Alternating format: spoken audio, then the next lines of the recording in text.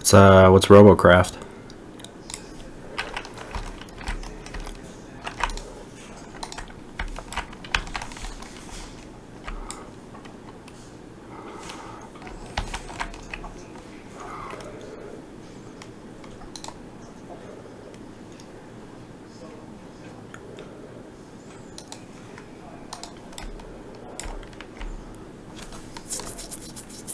Oh, for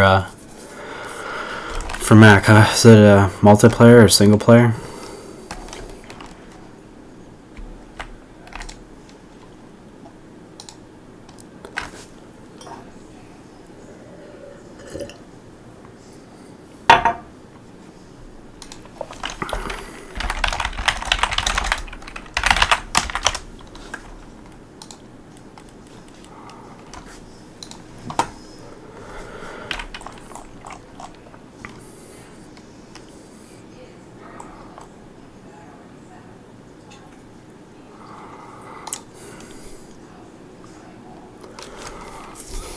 All multiplayer.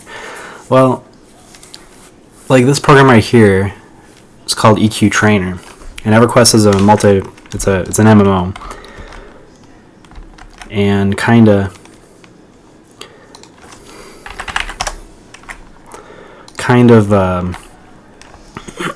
with MMOs you can't really do things like, for example, I can see my character's like health right here, 119 out of 129. So if I go to my character stats right here, and then I can see my mana and experience. But you know, I can look at like a map that I generated. I can look at my coordinates, but you can't do things like lock in health. Like I can't make myself invulnerable to hits or anything like that, just because all that stuff is kind of handled on the server side. Like I could freeze my health, but what would happen is the server calculates that sort of stuff and then gives me the values. So if it's an MMO or multiplayer, chances are you can't really do very much. You have to kind of like look around in the code and see what's possible and not possible. Like here, I have some scripts that a friend helped me make. Like I have always daylight, always full stamina, stuff like this.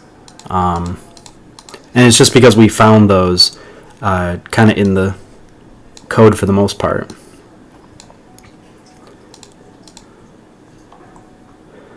GM walk's probably one of the coolest ones.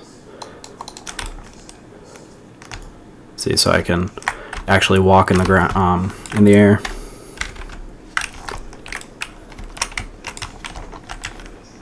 Let's see. If I modify my run speed here to 4, I'm gonna have to get out of third person mode here, first person. And now I'm up above the map.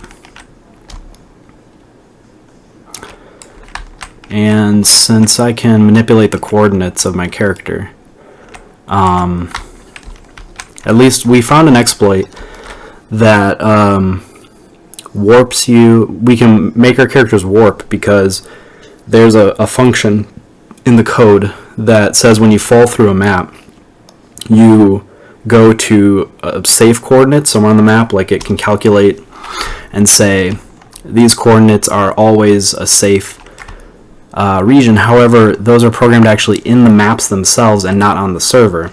So I can change those safe coordinates, and then I can, with an injected DLL file, I can trigger the fall through map function. So I just keep triggering it to say I'm falling through the map and please teleport me to these safe coordinates, and I can change them to wherever I want to. So I can open up any coordinates here, and let's say I want to go to Calethin. So I'll open up and I'll warp to those coordinates, and now I'm sitting in front of the Calethin tablet here. So if I click on it, I'll warp to Calethin. And then if I go over to my other game, I got multiple games opened up here. The process is now switched over to this window. See, I have my game processes here. And then I'll warp to Calethin as well.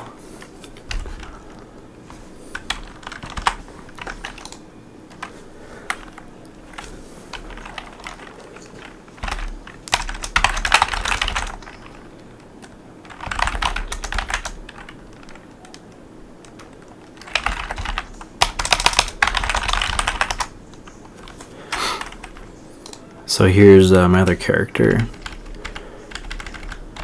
Oops. Okay. So that's my character. If I can follow him, we're going to go to an area. First I have to invite him to a group. And then switch over to here.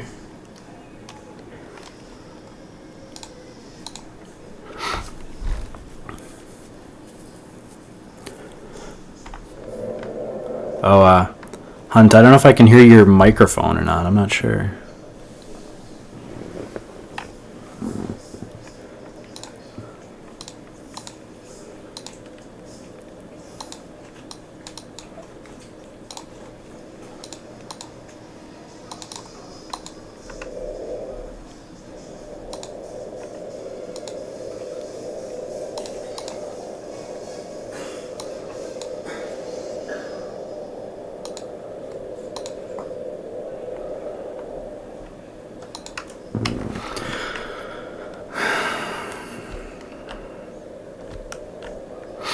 Did you follow the videos, Austin?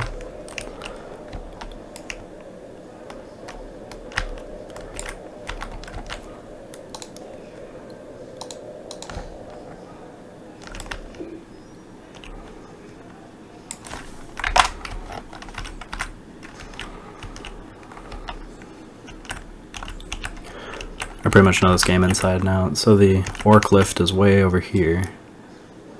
I'm just going to set my characters over here.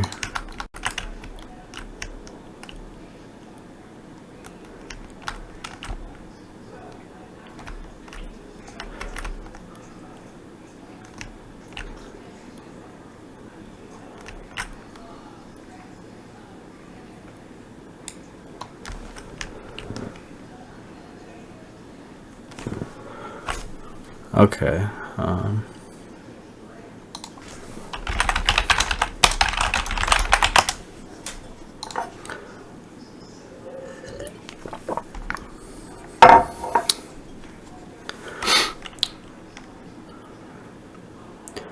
Yeah, I mean, really, to hack in anything like BitSlice or Cheat Engine, literally anything, you just need to open the process, and you have to find the values. And even if you find values, it doesn't necessarily mean that's the code. It really just means that that's what the program is showing you as the value. So sometimes, like, you're looking for a UI element, right? So you're looking at something that's on the screen. Like, let's say right now I go into character and it says, you have 129 health. If I search for 129, that means that value is what they're just showing me. That's not the actual value that's being stored in memory. So what you want to do is you want to trace that back to the function that writes it. And when you trace it back to the function, then you're actually looking at the function that actually writes the code for it. And once you're in there, then you can start looking through the code and see certain things that say to add or remove health. And if you see sections that say to remove health, try freezing that, or just partially blanking it out for just to test it. When you do that, then sometimes you can inadvertently make your own God mode, because then health will never be depleted.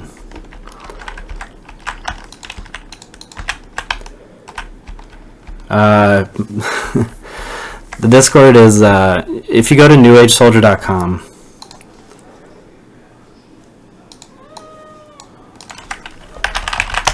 so you go to newagesoldier.com right here, it says join server. Just click on that and that'll send you to our Discord chat room.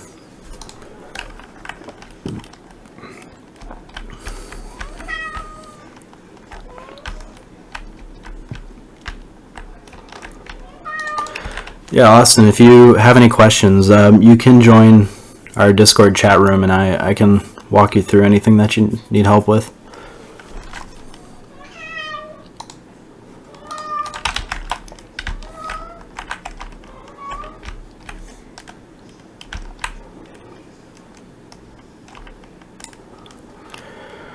Oh boy.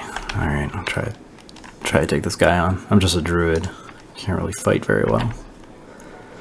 I'll switch over to my enchanter, bring him over here, let's check it out. Alright, let's see. Oh wow, I beat him easily.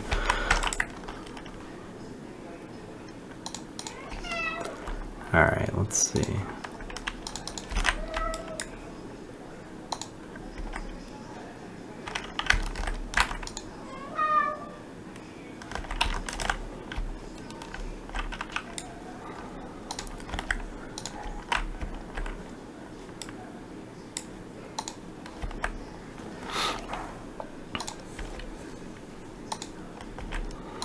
So yeah, I don't know if anyone's familiar with this game, EverQuest. It's a pretty old game. I think the original release date was 1999.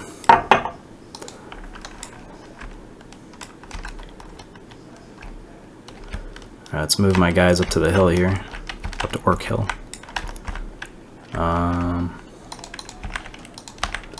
Good lord, look at all those orcs. Let's see.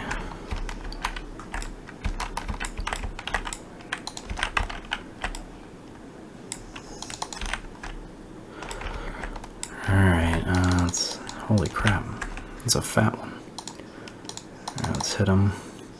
Jump over with our enchanter. Up onto the hill here. Hard to see with my microphone in the way.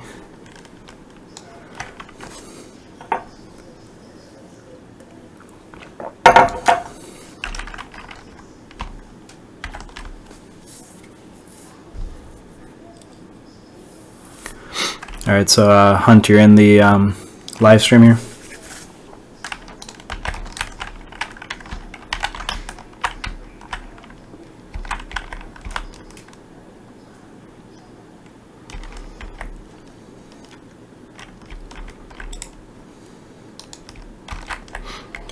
Okay.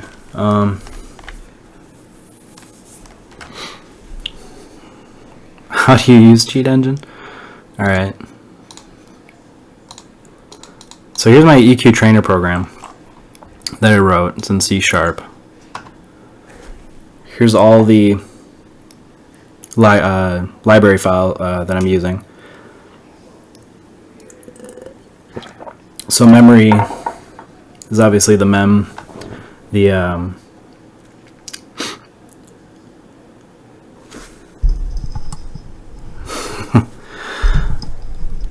let me see. Let's see.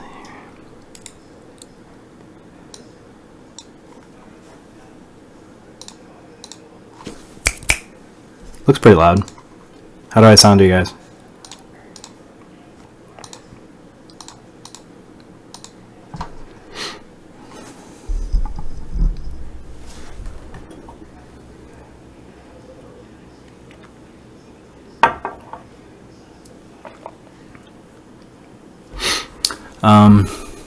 Okay, so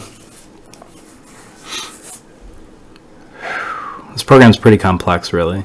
So we're doing all our DLL imports here, and in C#. So this would be something you'd use in C++. These functions right here, like get the process address, get the window thread process ID, get the foreground window. Those are all stuff in C++. You can't really do those in C#. So what you do is you do a DLL import, so we can try to do some more advanced stuff rather than just creating a Windows form. Then I create some variables here. And it's pretty simple. If I were making this form here, I would open up my trainer form. And then in here, so we can do certain things like, here's a list view. And when I double click on it, it automatically creates the selected index changed function for me. I didn't even have to do anything. All I did was just double click on it. And so it created this function that every time the selected index changed, so if I'm clicking in different sections of the list view, it'll trigger this whatever I put here. And how we know it's hooked up and working is we press this little lightning bolt here under events, and right here, selected index change, here's the function. And if I double click on it, it'll bring me straight to that function. So we can create multiple these are all the functions that are built into this particular C# item list view. So there's like, if you click on it, if you click on a column, if you double click, if you drag an item, if you hover the mouse over it, all sorts of different functions that are built into it, which I find so much easier in C#, just because everything is very, it's just all laid out for you right here, and all you have to do is just click on it and it'll give you every option that you could possibly need in it, which beats, you know, doing a C++ or C form, because then you have to do a lot of WinPaint sort of commands, and then your code ends up being a mile long.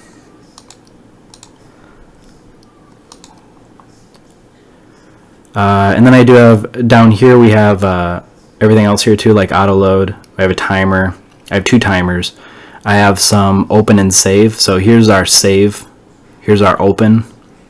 Here's our save all, open all, the status strip, and here's one of the background workers here.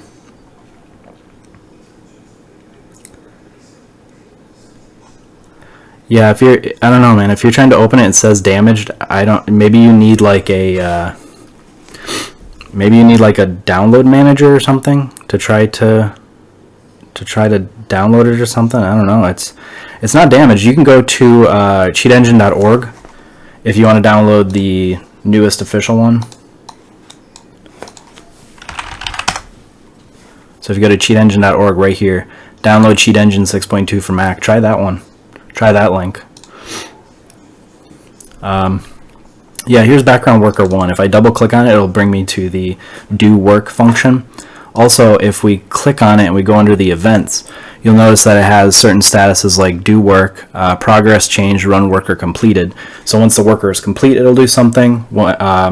As the progress changes, so you can say, like, let's say we have a progress bar, and we can say every so often report back to the progress bar and say, okay, we've completed another 1%, another 1%. So that way you can fill up the 100% loading bar for whatever you want to. Maybe like it's opening up a file, or it's streaming something, or whatever. Like for example, if I close EQMac here, and I go under the EQTrainer, I open up the File Explorer, and I go under the bin debug, and I delete these files here. Okay, everything but builds. Those must be injected. Okay, and then I press start and I run it in debug. Right here, the part where here it says EQTrainer scripts update system, it's pulling from my server. And here is the background worker that's reporting back to it every 1% that it's downloading the FTP information. So it says downloading files until it's complete, and then it'll restart the EQTrainer program. And it restarted, and it pulled in all the scripts that it downloaded from the website. But here's what I have this one doing. This one you can pull in some arguments here that I can pass to the background worker. So if I start it manually somewhere else, I'm not sure why. I use delay 2 for something, I'm sure. But the change process is what this delay 2 part is. It's putting the thread to sleep for 5.5 seconds, but the change process is when I'm trying to look for a new EQ game process that is opened. And while true just means we're doing an infinite loop, so that's an infinite loop there. So whatever's in these brackets is just going to continuously repeat until it crashes or something goes wrong. And we also have to have a process list item selected, otherwise we're just going to break this loop here. So this right here, the process list right here for EQ game, as long as we have something selected in here, like there is an actual game running, then go ahead and go through this loop, otherwise just go ahead and break it. And then this is one of the more complex things. Because this background worker is in its own thread, it's not in the interface thread, you have to invoke. So the combo box right here is on one thread, background worker is on another, so we have to invoke it. by using this. And then we can say, okay, well, I want to fill that combo box with this information or whatever. And that's where this kind of comes into, because this is looking for the different builds. For example, like this game EverQuest, EQEmu has multiple builds for it. So it has Project 1999, which is built on the Titanium, and then there's EQMac, which is built on a very, very old EverQuest build, older than Titanium. And then there's obviously the live version, there's Underfoot, there's a whole bunch of different builds for this game, which means they have all different addresses. So what I do is I pull in the builds.ini file, which is bin debug builds. So here I detect it by the date of the compile of the exe.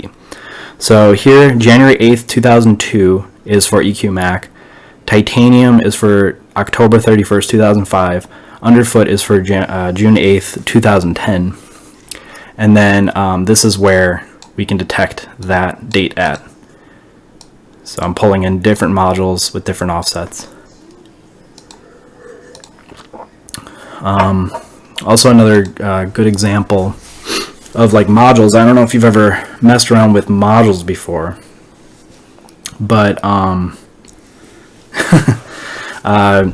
when you click on, I created this button right here, but here's all the modules that are within EQ game itself.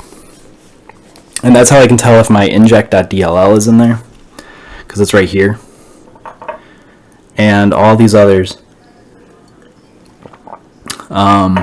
Just tons and tons of modules, but all those modules start at different points. So if I'm reading something from code and you trace it back and it says, oh, it's coming from this module, then you can actually find the offset of that module, and that's where you can start at for reading to where it is in the position under different addresses. Then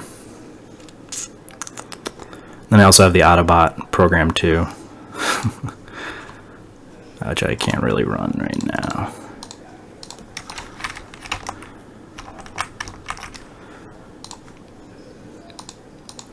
Make it daylight, make us have ultra vision, change the speed to 4.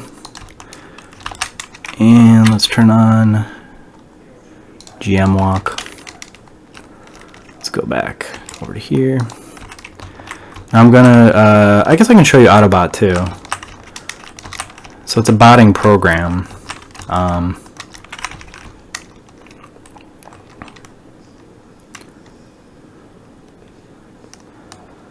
So we're going to have to head all the way back to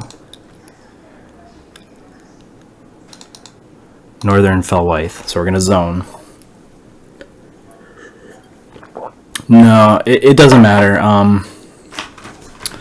The reason why in memory.dll I say give me the module name is because my program can actually find where that module is at, because what happens is every time the program starts up, it loads a whole bunch of modules into it. But they could start at all different places. They could be out of order. They could be, one could be at a certain address, another one could be at another address. So every time you load in the program, memory.dll will look for where that module starts at, and then it'll grab it and then continue from there. So it's just a really good way to write, cheating programs. So here's the guy that we want to talk to. He's going to start a quest for us. It's a pretty well-known exploit, really. But under this process, I have a program. I just call it Autobot. I don't know what to call it. It's really just a bot program that runs a script. And the script that I'll be running, I have to double check. I think it's on my desktop. It is not on my desktop. Okay, I can't show it. I have all these backed up, but basically it would take over my computer and it'll start just typing in stuff and doing all sorts of different stuff. Originally, when I made it for the EQMac when it was live, I made it specifically for EQMac, so I knew every single function that was in EQMac. Like I knew how to manipulate the cursor within the program, pretty much everything, how to click buttons and stuff like that. So I could run multiple instances. When this thing was live, I used to have 8 bots going at the same time, and it was just leveling me up like crazy. And I think I got like 1,000 platinum in like, God, I don't know, a day. I suppose like a day I got like 1,000, and running 8 of them, I basically had 8K within one day. Pretty much broke the system for the most part.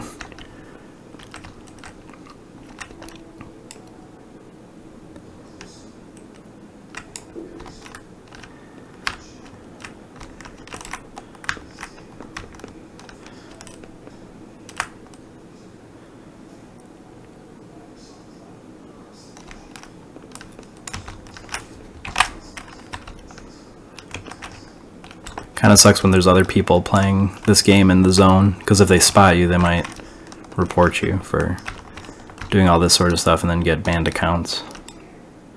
Because people always say, oh, do you automatically get banned? Can they detect this?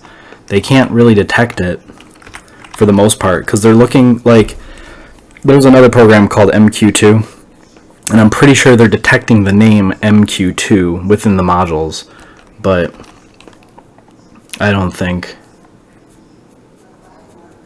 they're actually looking for the name of my program. And another thing that I made was, for example, when you inject a DLL file, you might say, well, how do I communicate with that program? How do I tell that DLL how to do certain things? You know, how do you because okay, I'll show inject.dll, and this one I built in C++, and it uses named pipes to communicate back and forth, and it can identify itself by certain labels in it. So here, if I give this named pipe down here, so on attach, it's going to create this named pipe. It's called EQT pipe, and then it's called the process ID number. So once it creates the pipe right here, create named pipe, and it has all the information right here. It says it's going to be able to read and do all sorts of different stuff here, and what size it's going to take, and etc.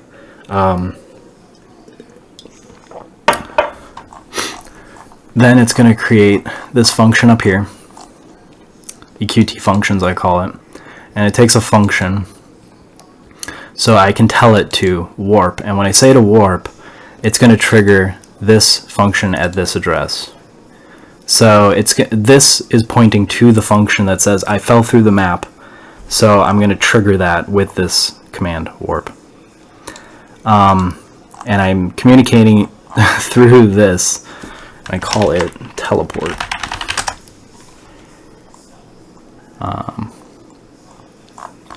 Let's see. I'm gonna have to stop running it. This button here, if I can find it, teleport. And then in C#, you can go down to where it says teleport down here, where I wrote the function. You can just right click on it and say, go to the definition, and here's the definition. Or you can peek at the definition too if you want to. So if we go back to the teleport button, I can click right here and say peek at the definition. So it shows it right here in this separate window right here. But I prefer just to go to it, especially if it's a very long function. So right here, go all the way down to right here where we create a new thread called warp, and then we create that thread between the named pipe. So I send it the function to warp, and then it triggers that function in memory in the program itself to do something, and that's between C# and C++. So basically we're remote controlling between the program, the form and the program.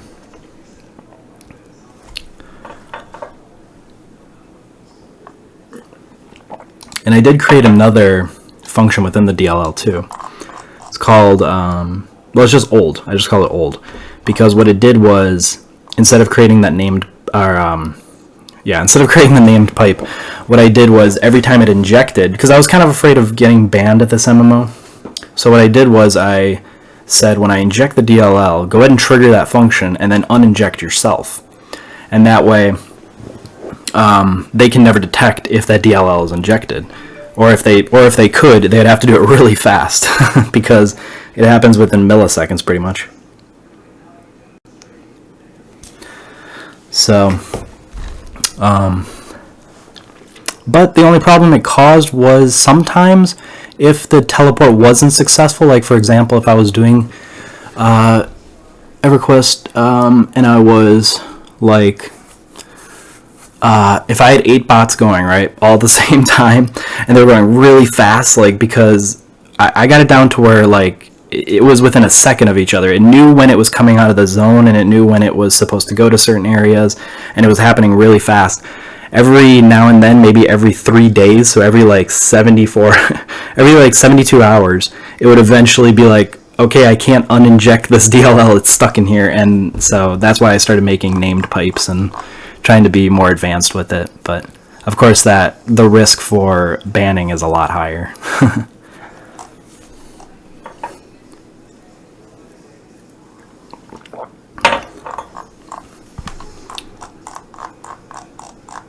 But yeah, these are all the functions. This section does work, but it works with MQ2. So what I did was I imported the MQ2 lib file, even though I didn't make it like open source or anything like that. But yeah, so MQ2, it is technically open source, but you can just pull in the lib files too.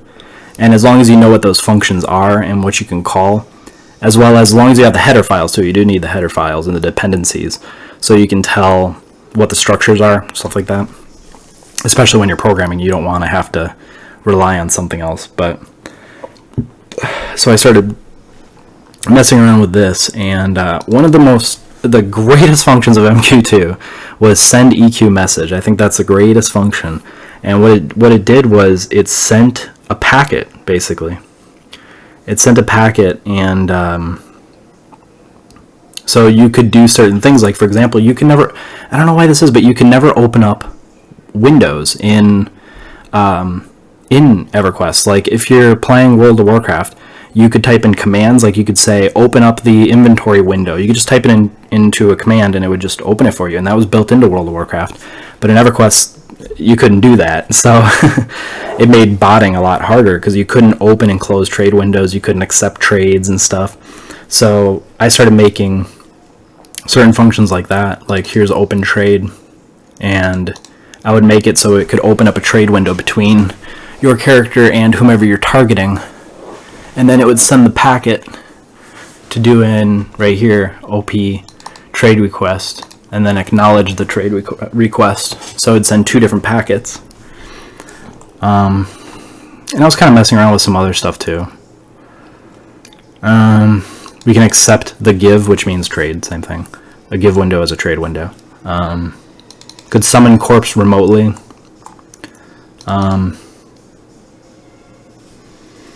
And yeah, say target. Say target was different. It didn't just say the message, it also moved you to there. So what I did was I made a function. It was just one function that you could script, and you could make a bot out of it. So you could just say, I want to talk to this NPC and receive what they're going to give me. So basically it's kind of like accepting the quest and then they give you something, but you're not technically there. You're sending the packet that says I'm there. So if someone's looking at where you would normally come into to accept the trade, the character would just be there for half a millisecond, just be there, gone.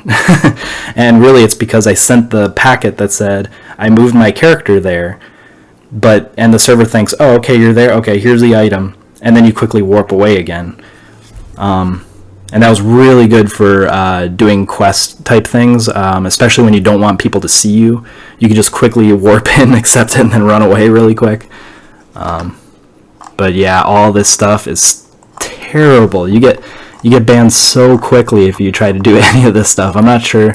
I think it's just because when I include the MQ2 DLL, I think that comes along with me when I inject it. It comes along with it.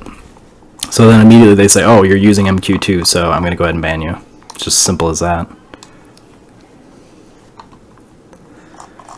Which is a shame. Because I think I tried renaming it to... I changed everything in the source code from MQ2 specifically to structures. I just call it the most plain name, structures. And still, somehow I got detected and got banned. I have no clue how.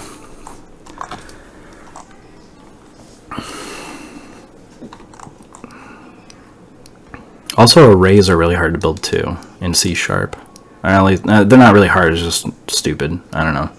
In PHP, you could say this is an array, and here's the array it is. And here you have to do like this T stuff. I hate this.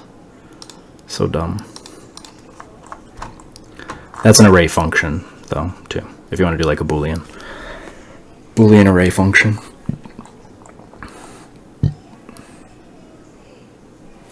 Yeah, VAC is terrible. Holy crap, I got banned so fast. Like, in VAC, I made it an inject DLL for Counter-Strike based on someone else's code. And they gave it and they said, okay, this is safe, don't worry about it. I was like, okay, so I looked through the source code, kind of made my own DLL file, injected, 5 minutes later banned, right away. I was like, holy crap, man, VAC is so strict.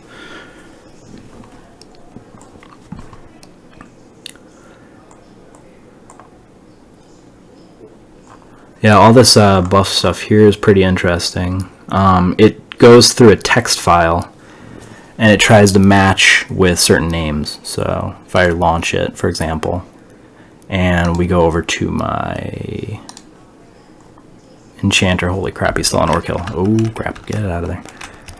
Oh crap, I'm lost. I'm lost, where am I?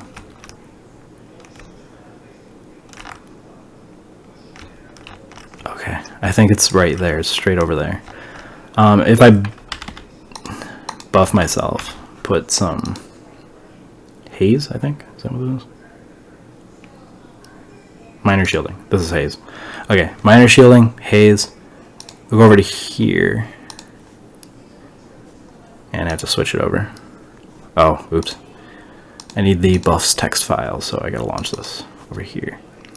But right here it says how much time is remaining on it. And I found this, I had to make a math problem out of it. It was really weird. It wasn't just a straight up number like that. It was,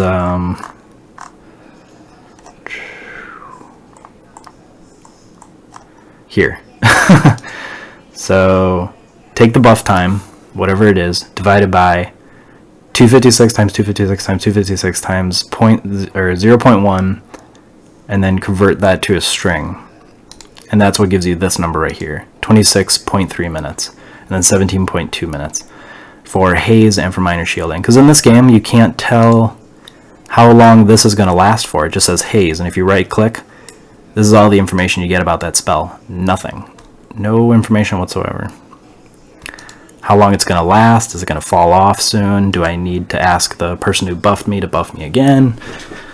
Certain things like that. It really helps when you're in like a group of people and they give you a buff and you only have like 1 minute left on the buff and they say, okay, are you ready to go? You have to say, wait, refresh that buff, please.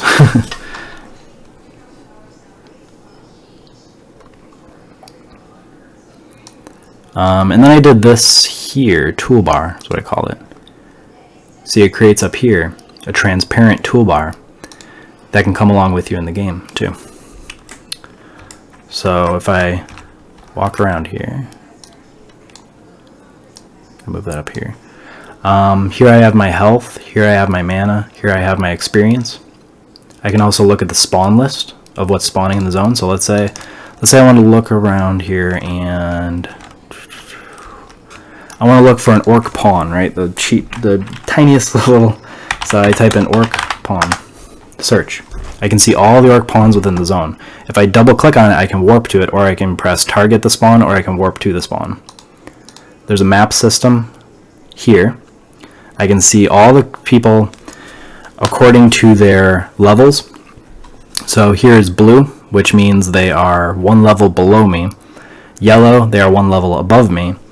Red, they are 2 levels, 3 levels or more. I think 3 levels, 3 levels or more above me.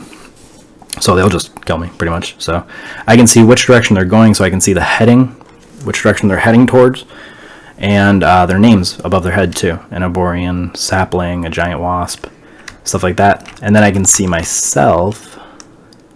It's lagging so bad because there's just so many things in this zone, but I'm the purple one right there, and which way I'm heading I can see.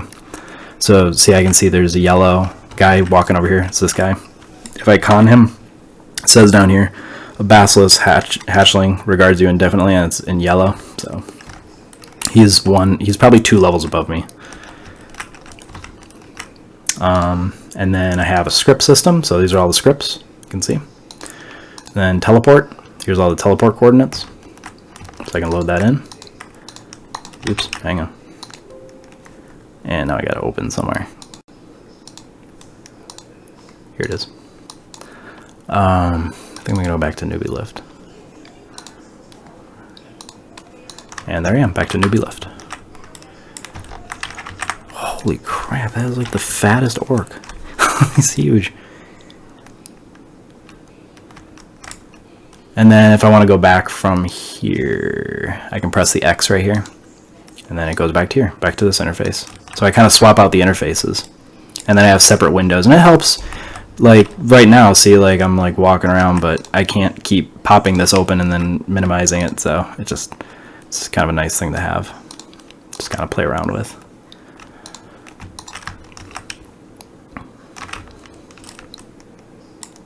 Holy crap, skeleton just walking by. Yellow too. Guard's gonna kill it? No, probably not. They don't touch certain factions, it's so weird. They'll kill an orc, but they won't kill a skeleton. Goofiest thing. And this also detects which process I'm currently targeting too. So if I have this open and I have it, oops, whoa. Okay, if this game is so big. Alright, let's move it over here, move this over here, and move this, oops. Move that, I can't click on it. Move this here. So you can see the EQ game process. Currently selecting this one, 11612, and it says my character's name is Laladin. So if I click over here, it now swapped over to 8528, which is Tinwin. So here's my character's name, Tinwin, and it says right here my character's name is Tinwin. If I click over here, it says Laladin. So it knows to swap the processes based on which window I have currently activated. And you can do that through C++, the stuff I imported.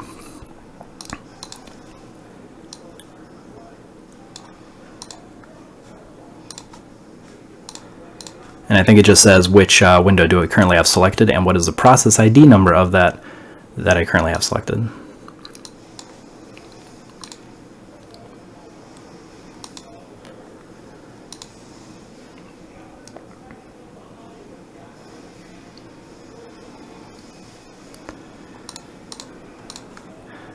Yeah, but I've been making this for a couple years, so I mean, I don't know if I expect anyone to make something like this within a short amount of time. Just it was a lot of debugging and figuring out why it's crashing, and just it's fun to keep moving forward and finding more exploits that you can keep adding to it, and just for how many EQEmu builds there are, it's kind of nice to like move from one to the next and keep adding them, so that way everyone gets the most use out of it, you know what I mean?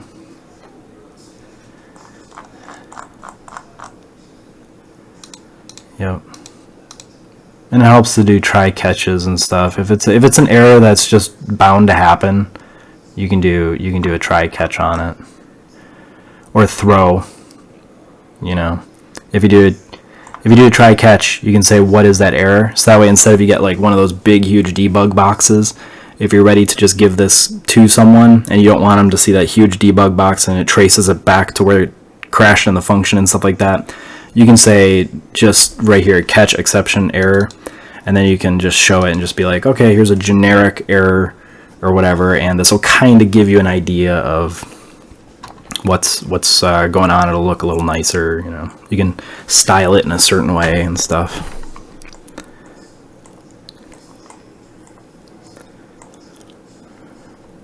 Yeah, all these invoking methods, because here's like platinum, gold, silver, copper for both the player and the bank. This is one of the first features I actually made. Like the two features that I made when I made EQTrainer was, one was money, and then two was the ability to warp somewhere. That was the very first two things I made with this. And here, so I just do some math, right? So it's like 10 copper equals 1 silver, 10 silver equals 1 gold, 10 gold equals 1 platinum. So then I just did some math here, and I said, okay, I can also read the amount of money that's in the bank. I can read the amount of money that's in the player. So then I total it up in the end.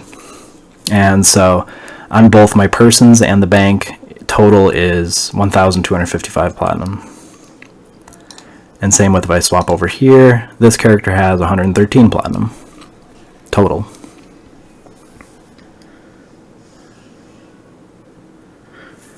Yeah, like I said, it just kind of hides the trace back and stuff like that, especially if it's a program that you want to hand out to people, you know. If it's a program that you want to hand out to people and you just don't want it to make it look kind of like, here's a generic .NET program that I just kind of slap together and you can totally tell. If you just want to style it and just make it look nice, that's all. Because still the error should give you some pretty good information as well. But if you do a throw, I hate when some third-party library tells you, here's how to do your programming, and put a throw in there. Well, if you put a throw in there, then it's just going to throw out the error. So if it crashes, it catches it, and then just throws it away. So nobody sees the error that happened. It just goes, oh, yeah, I'm just going to ignore that. Which is okay if you're kind of releasing it out to people to use, but if they should run into an error, they would never notice it, never see it, and something catastrophic could happen too. Like the whole program could just disappear. It won't say an error message, it'll just disappear, and your program will, and they'll be like, I don't know what happens. Your program launches and then it disappears and it doesn't say anything. So I hate that. I think Dropbox said, either OneDrive or Dropbox told me to do that. I was like, no, I'd rather see the error, please.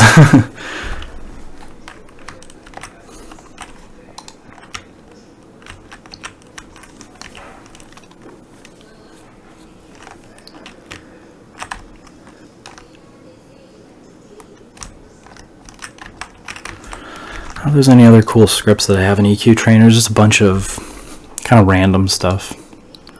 Some of the stuff used to work because EQ Mac literally was EverQuest on Mac, but then they converted it over to work on both Windows and Mac. But then EverQuest was bought out by Daybreak, and then Daybreak decided that, no, I think this actually happened before the merger, but they said it's not worth our time. We're not going to patch it anymore, so we're going to go ahead and discontinue it. But they said, we'll discontinue it in like a month or something like that. So then some of the developers who made EQEmu started collecting all the packet information and building their own emulator out of it before they shut it down. So then they made this, which is EQ Mac emulated. So, but they fixed some of those little glitches in there. There used to be one called Gate. I had it in the trainer.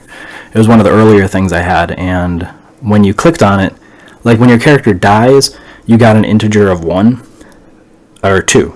You got an integer of 2 in a certain variable. And I forget, when you zoned, you got a 1. When you died, you got a 2. And 2 meant gate back to the point where you were bound from.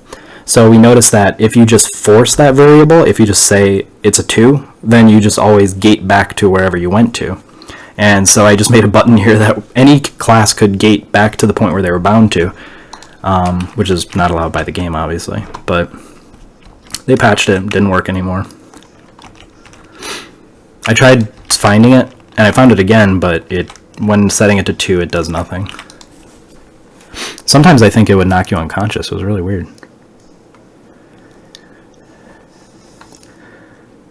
It was actually a character structure, not a Boolean. So it was like a character structure that said, a lot of characters, like you'll notice in a lot of games, there's like called a character structure. I made a video about an RPG where if you find certain things, like for example the player money.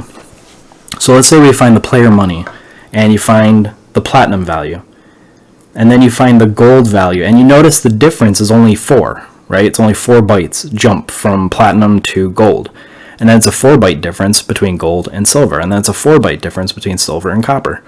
Then that means you found the player structure. So within that structure is all the information about the character, how much health he has, how much mana, how much experience, what's his name. And if you just go through there, you'll hit certain weird structures that don't make any sense, like the one that I said that I found, which was like a 1 or a 2. So that's when I noticed, because what I did in Cheat Engine was I just made all the values that were 4 byte differences. And then one of them was this weird one that I didn't know what it was. So when I died, I noticed it switched to a 2, and then when I respawned, it was a 0. So that's how we kind of found it. And it was really just an integer that it's not really a Boolean. It's kind of just like my character ran out of HP, so set this integer to 2. And then because it's set to 2, go ahead and gate me to my bind point. I don't know.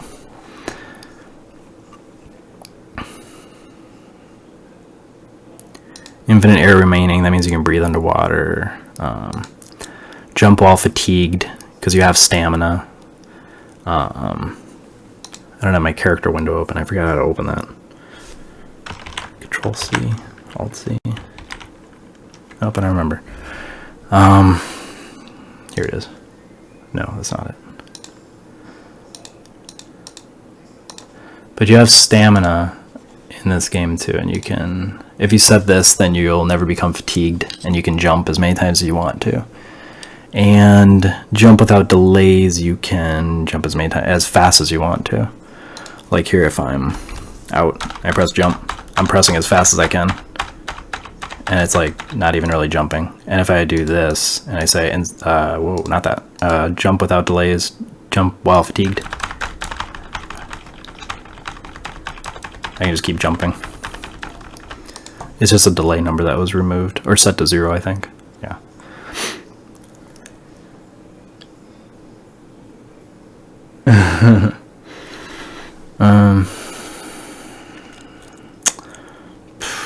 Max view distance. I don't even know if does this work anymore? It used to. At least it used to work for the old client, I think, because there's an old interface and then there's a new interface, and some of those addresses are different. Memorize spells instantly. Scribe spells instantly too. It's a good one. Scribe. There it is. Scribe spells. So if I have mesmerize, for example, if I sit down and I, this is called EQTrainer. Yeah, Kyle 2471. Yeah, it's more like a flag, I would say. Because sometimes, like when characters die in video games, sometimes, you know, yeah, they set a flag for when you respawn, and they want to keep a variable that carries over after you respawn. So it's weird. So anyways, like if I try to scribe fear, that progress bar, look how slow that goes. That is ridiculously slow. Okay, so I'll press done. If I go back over here, scribe spells instantly. Go back over here, scribe fear. Oh wait, am I thinking of it backwards? I think I'm thinking of it backwards, isn't it? It's memorize.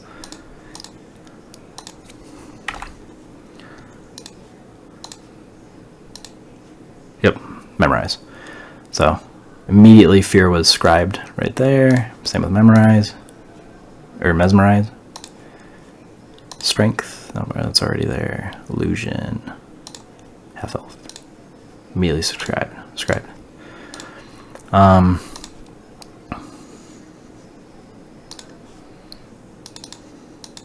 And then I have them divided here by the builds too. So here's EQ Mac, EQ Titanium, Underfoot. If you go over to here, build scripts, and it auto detected. See, it's like it's changing on the fly as I'm mousing over it. So it goes And this is what the values would look like, because the values are in, or the addresses are in totally different spots. Underfoot, totally different, Mac. And if I just get out, it'll stay at Mac. And that's kind of where it gets all of these from. Here's the injection DLL that it needs to take, the codes INI. Here's all the scripts.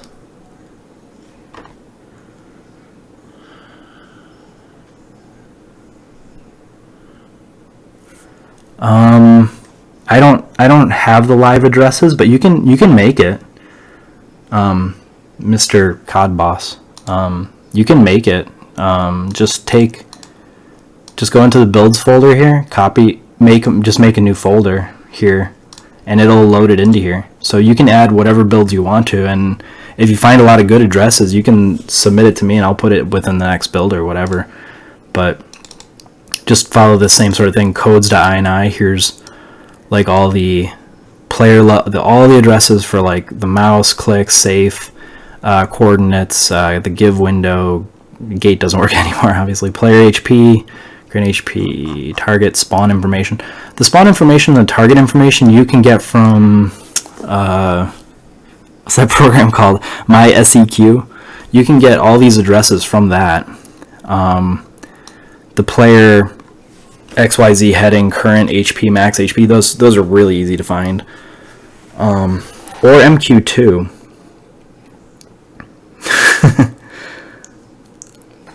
Okay, Charlie Shocker, is that your name? Yeah, all these are pretty easy to find, and MQ2, if you can pull the current source code from MQ2, all these addresses should be in there already, so you can just pull them out. The only thing I don't feel like I could stay on top of EQ Live, because they just keep having patch after patch after patch. I was just kind of hoping, I mean, it's kind of crappy to say this, but if they were to eventually stop patching EverQuest, like let's say they're like, we're done with EverQuest, we're shutting it down or whatever, hopefully EQEmu would pick that up and say, okay, this is the last build of EQEmu, and we're, and then that way, when that happens, then I'll be like, okay, let me put all the addresses in here. But until then, I need someone who just wants to kind of I don't know, who wants to really keep up with live. Every time they have a patch, you have to keep changing it if you want to. Or you call it EQ Live and then the date of when that patch happened. That's what a lot of people do for MQ2. They'll just keep up with the date and say, oh, this is MQ2 date something. And then just do in the builds.ini. You can name it right here.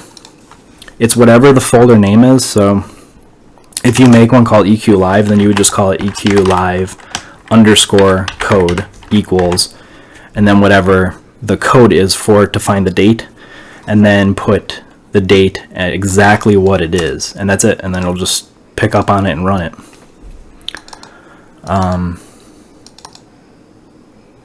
But yeah, here's all the scripts that I made too. A lot of these came from the guy who was helping me. And like here's some of the INI. Enable, disable, what the script name and description is of it. So like here's, I don't know, infinite air remaining, description, you can breathe underwater forever. And then here's the information. That's it. So address, what it is, it's a byte, it's a 49. That's the disable and enable, and that's it. And a lot of these you can just get straight from MQ2. Like in Red Guides, a lot of people will say, okay, for this build date, here's I think they call it EQ Crack, I think they call it, and where it's just a whole bunch of scripts. That's where a lot of the Project 1999 ones come from, or well, Titanium. A lot of these just come straight from those threads that people were creating. Some of them are good, like Ultravision. I mean, you need Ultravision if you're playing a human race. I swear to God, it's impossible to see. Also, Always Daylight, yeah. These are the best. Always Daylight and Ultravision. You need that in every build, I swear. And here's some that I took but didn't work. I don't know why. I don't know if Project 1999 patched them or something like that. But things like no summon, no melee pushback, you know, stuff like that.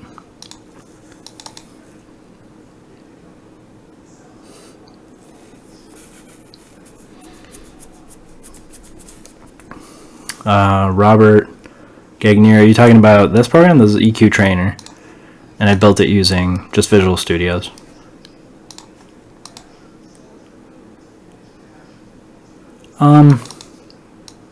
No, they can have pointers. They can have whatever.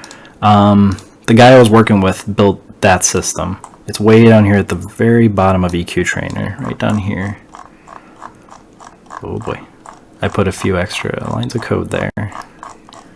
Here it is. So here's the scripting system. And I also put a little catch in here for like GM walk. You need no fall damage because somehow in the game when you're floating up above the ground, it's calculated like how long you're sitting up in the air there. If you're sitting too long up in the air and then you come down, it thinks you've been falling for that entire period. So when you come down, you do like 10,000 damage, you instantly die. So what I did was, like here's list view item, look for find item with text no fall damage and make sure that's checked. So it auto checks it for me. But here's the whole scripting system, and all this is just parsing information. Nopes, bytes, a byte, word, d word, float. I think the guy I was working with, I think he put like half of these in here. I think he put bytes. And what else did he put? Bytes and nopes. That's all he put. He put bytes and nopes, which is good. That worked for a long time until finally it got a little more advanced. You know, you started wanting to use these other things in here. So I added these ones in.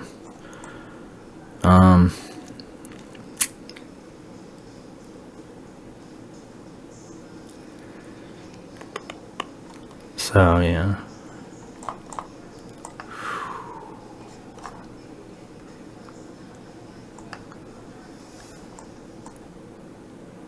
This was the guy, let me see if I can find the guy who I was working with. He has a really interesting GitHub repo.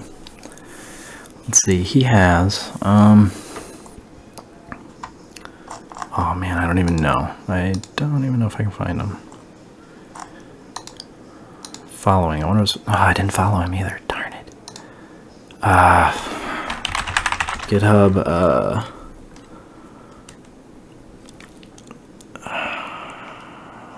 I think it was GitHub EQMac.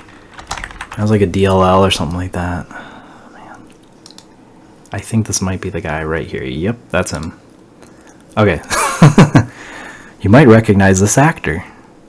Nah, he's just using an anonymous avatar. I don't know why he was so afraid of whatever he was doing. It's like I really don't think anyone cares. He also cloned mine too. He cloned my memory right here, the memory DLL, and then here's the EQTrainer. He cloned it back in 2014, and then he cloned not cloned, he forked.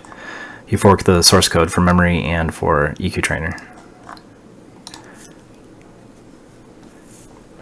Yeah, Robert, it's C#, but the inject DLL is written in C++.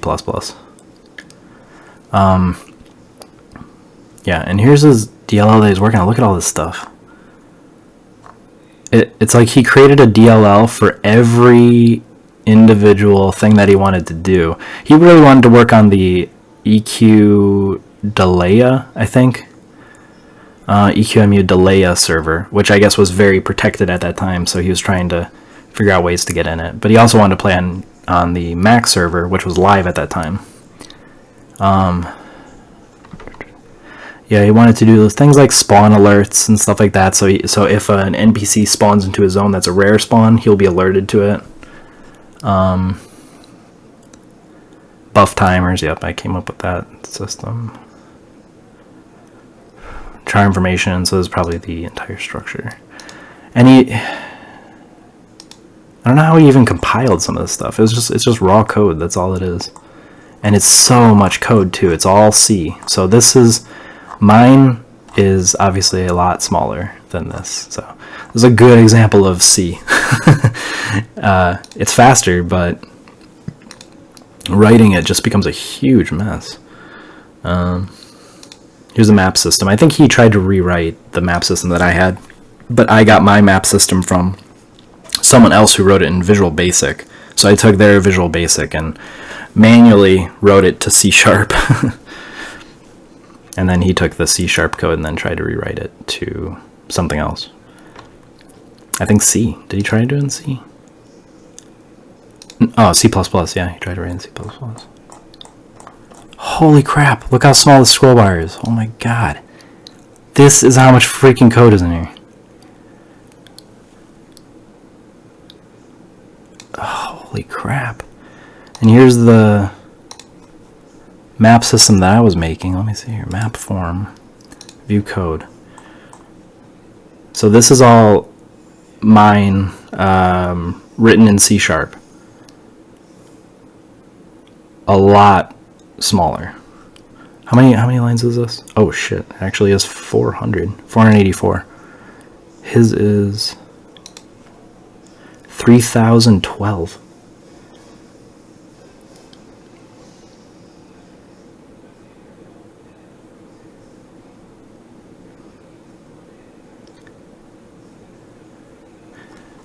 Yeah, C is more complex, but it's just faster. That's it. That's really it. Especially the modules too, though. I will say that, let's say you're writing for something like a Raspberry Pi or something like that, right? Like you're writing a script for it. You're going to either write it in Python, you're going to write it in C, because it's Linux. So you're going to write it in C, you're going to write it in C++, something like that. But you're not going to write it in C#, because C# is a Windows thing.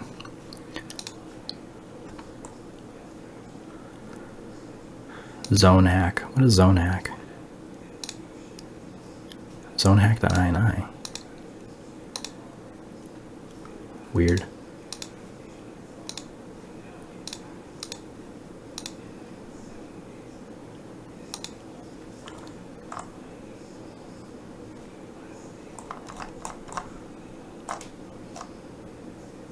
Move to zone.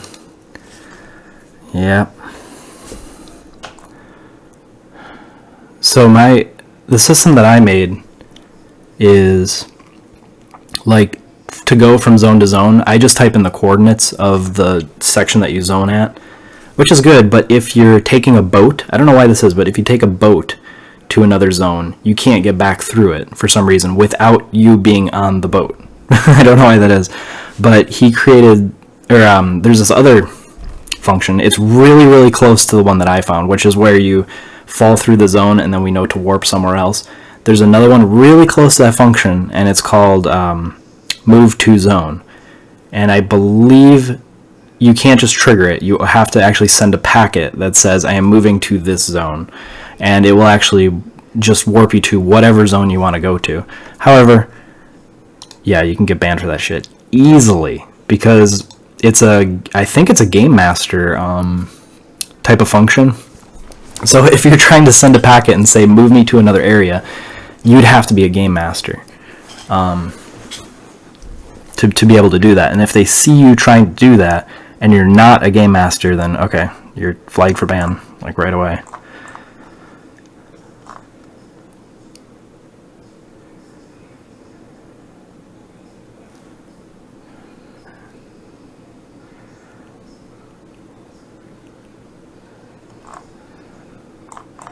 Yeah, that's about it. It's just kind of random stuff for the most part. And we have a cheat table too in EQTrainer. Cheat tables for Mac, Titanium underfoot, and I also have some notes here too. How to find certain stuff. Like using Ollie debug here to find the warping function. And then I have the cheat table for it. This is what I was using when I first made EQTrainer. Yeah, they usually just straight up won't let you in there.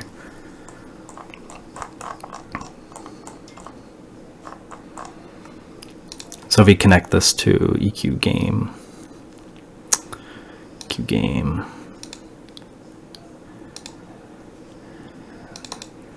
There's the build date, January 8th, 2002, at this time. Here's how much platinum I have in the bank. Here's how much I have on my player. X, Y, Z coordinates, the current zone. Ultravision. Safe coordinates. No fall damage. No fall damage you have to set to 151 to get no fall damage. It's weird. Once again, it's probably like when I was making a bit value. Yeah, that's what I'm thinking of, a bit value. Yeah.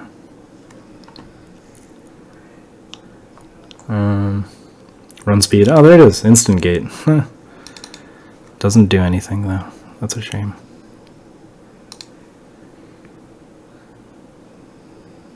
Here's run speed. It's the weirdest thing. Run speed is always 0.6999881. It's always that. I don't know why. In every build of EverQuest. Experience is always 330 when it's full. That's all I know. I don't know why it's always that. It has something to do with the progress bar, I guess. And then the buff spells, if they're blank, are 65535. And then the timers are always 255 when they're reset. So that's how you know nothing's in those slots for buff spell 1, 2, 3, 4, 5. And you can calculate the difference between them. Like how I calculated the buff was just, you just take that number and then we'll just take this number minus from that number, so it's A difference. So A would be 10, right? Yeah, 10. So it's always 10 difference, so it's 10, 10, 10, 10, 10. And then you loop through it however many slots there are for buffs. That's it. Just loop through it and then just pull them and look for anything that's not 65535 or 255. And then that means it's an active spell, so then pull it in.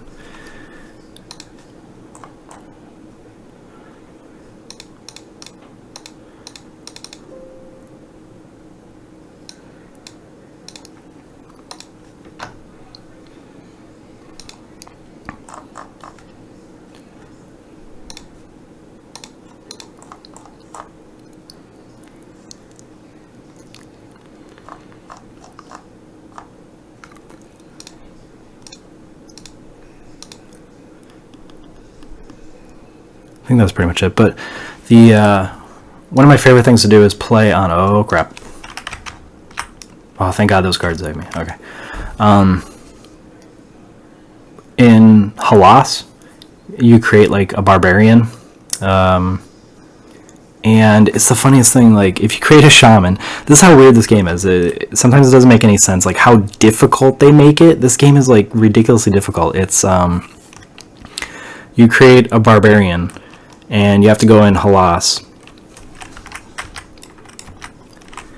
And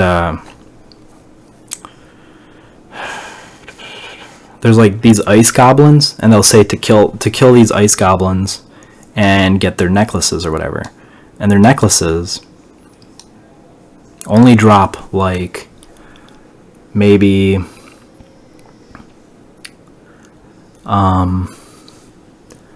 I can't remember. Necklaces only drop like 10% of the time. And then they say, okay, if you want one piece of armor, you have to find 4 of those necklaces. The only way to get, 4 of those necklaces is if you were constantly hunting down those goblins. But because you're in Halas, in a just this like winter sort of land or whatever, they're super spread out. Like you have to run so far to kill like 10 of them, and maybe you'll get 1 necklace. And that's only to get 1 piece of armor. So if you want to get a full suit of this armor, you have to constantly be like killing these things. So that's kind of where this comes in like really handy here for looking through the spawn list. And the spawn list actually, okay, so this is kind of weird. If you look for the address for the spawn list, there's a function that kind of provides those numbers. So you have to calculate the length of it. And then there's always a pointer in it. There's like a pointer inside of there. And you just follow that pointer, kind of. And it also works. That's how you also find target information as well. Mm-hmm. So it was really good for finding like goblins and stuff. Like if there were ice goblins, like right now, if I'm looking for something, okay, seriously, you run so slow in this game. It's insane. Let's see, GM log, blah blah. Okay, I don't know. Let's see what we're looking for here. What are we looking for? Where are all the monsters at? Here are all the monsters. It's kind of the newbie area. Let's see, Sylvan Bats. Giant wasp drones. Let's say we're looking for those giant wasp drones. Oopsie. Drone. We have the X, Y, Z coordinates, the heading, what level it is, what class it is. They're usually warriors for the most part, unless they're like mages or, but not a wasp anyways. Wasp will always be warrior. So we just kind of refresh it, warp in. We saw it for a brief second and then it took off. Ugh. But if you want to, I also program in Control T. So if I press the hotkey Control T, I'm following right behind it no matter where it goes. So see, I'm not even pressing anything on my keyboard. I'm just constantly right behind it. Then press Control T to release it.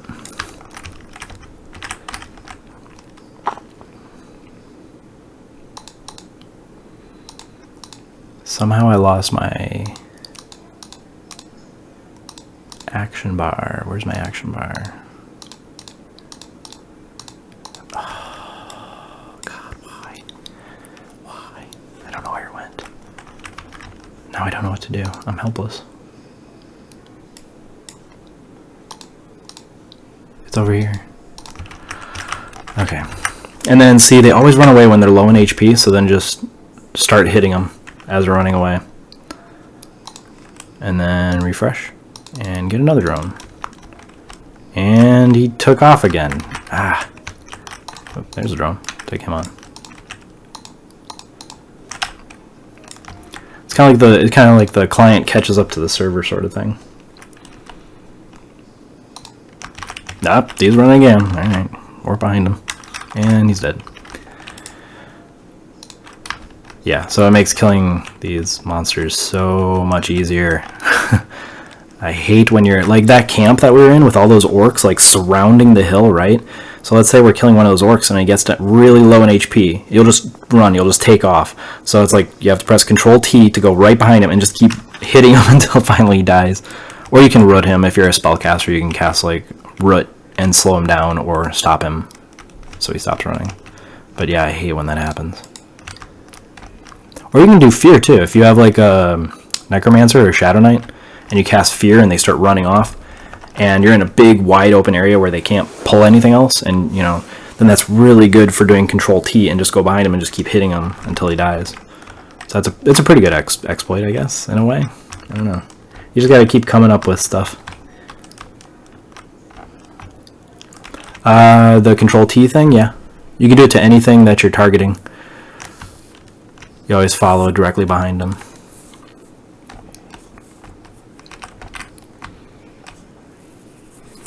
Swear to God, watch, I'm gonna get banned after this or something. Because I'm just live streaming it to the world.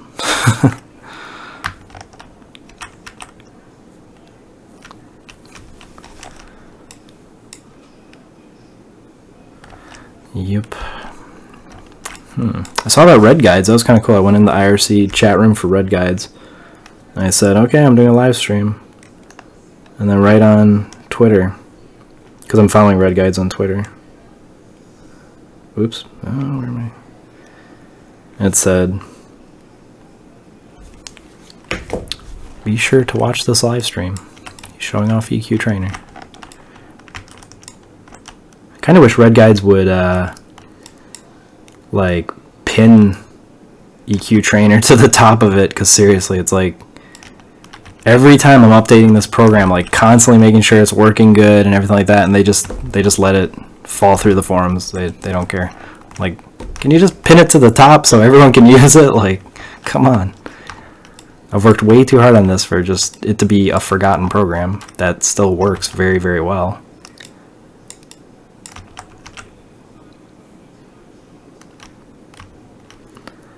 Yeah, and it's also laggy too.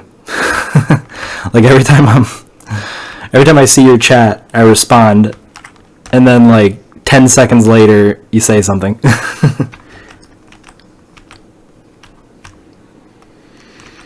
Oh, you are? Right. Yeah, I'm not playing on Project 999. I'm playing on something else.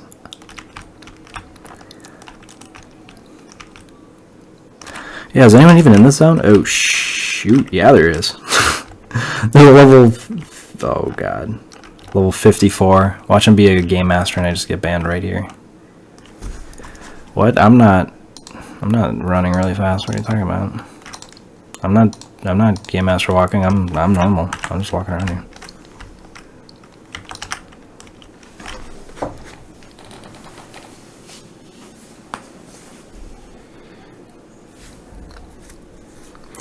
No, if I get banned, it's okay.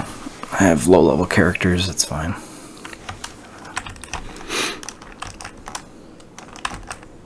It's funny on Project 999. I only the only times I got banned was when I was messing with MQ2 sort of stuff. You know. No, I'm not. Yeah, I'm not on Project 999. But I got banned from there like 5 times, I think, and it's really just because I was using MQ2, trying to import it into EQTrainer so I could use some of the send message sort of stuff, and it's like, well, that's what everyone said. They're like, oh, you're gonna get ban flagged, so then they're gonna flag your account, and then a month from now or 6 months from now they're gonna ban you. And I'm like, no, when they see you, they ban you immediately. There's no flag.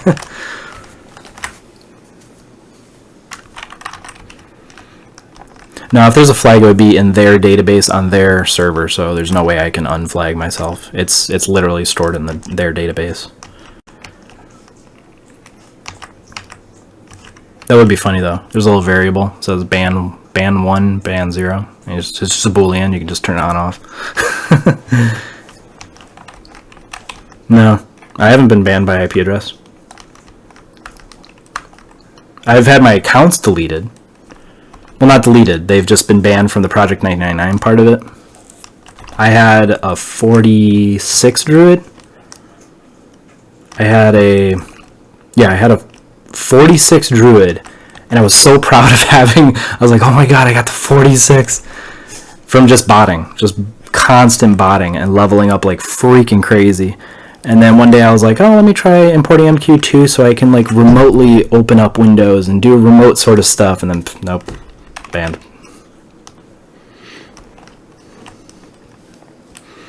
Yeah, maybe their password's like password 1234, maybe? Could try that. And then their username is root. Could try that. I could use MySQL remote connection. It's not a bad idea.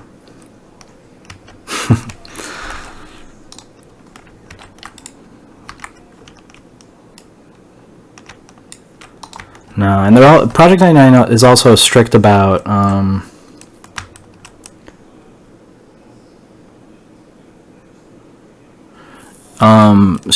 doing multiple programs too.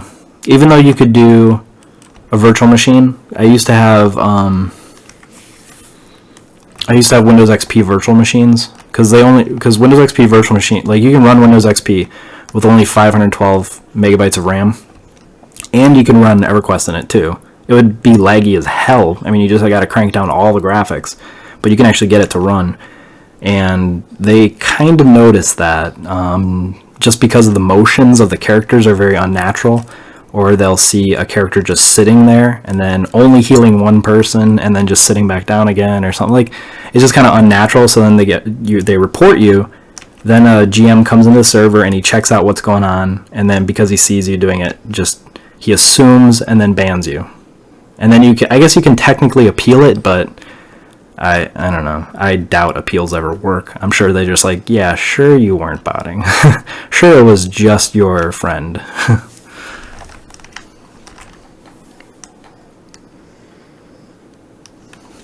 Yeah, do you know if they trace the MQ2 just by the name? Because what I did was I took the MQ2 source code and I renamed everything from MQ2 to structures. That's all I call it, a very generic name.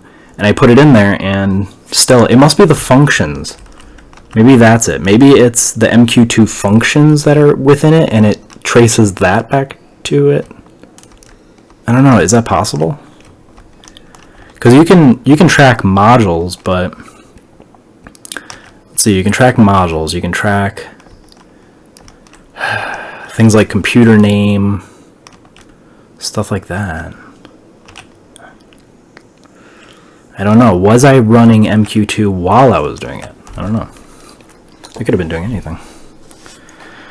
Sometimes you're so like into developing something that you forget that you have certain things open, and I could have had MQ2 open while I was doing this and then got banned just because of that. I don't know. But they kind of,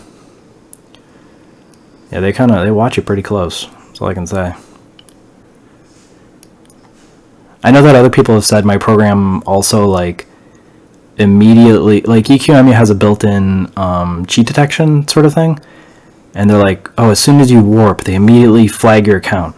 Immediately. I'm like, well, not really, because I don't know. They say it does, but I've been to many different EQEmu servers, and I've never been banned or anything. I've had this account forever, and it's never been banned. I mean, if they flagged it, it would have had to been back when this server opened up, which was a long time ago. They opened this, God, at least 6 months ago, if not longer. And if they flagged my account, I don't know what they're waiting for. Just ban me now.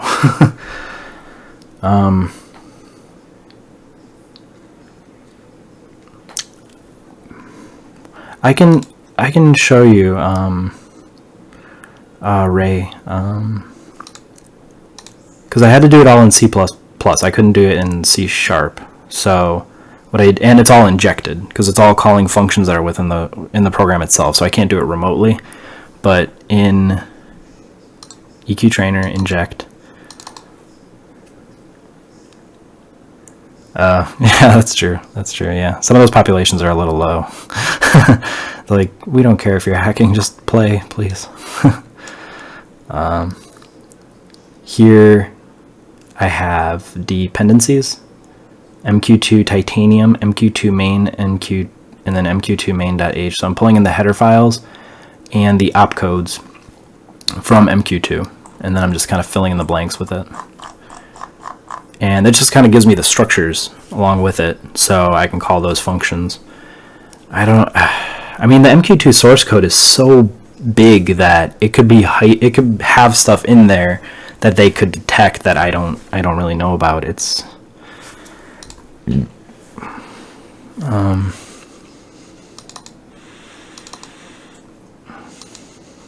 trying to think of where I can look at that specifically. Dependencies, keep. Yep. So I had to download the MQ2 source code and then just put the files right here. And whatever they had in there, I just kind of brought along with me into here. This could work without MQ2 altogether as well.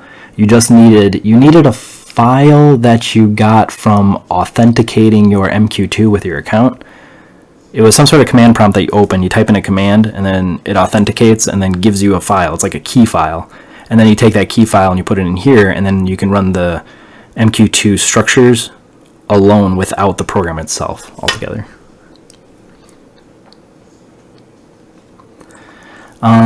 And the functions that I was using specifically, I really like this one function from MQ2, is send EQ message.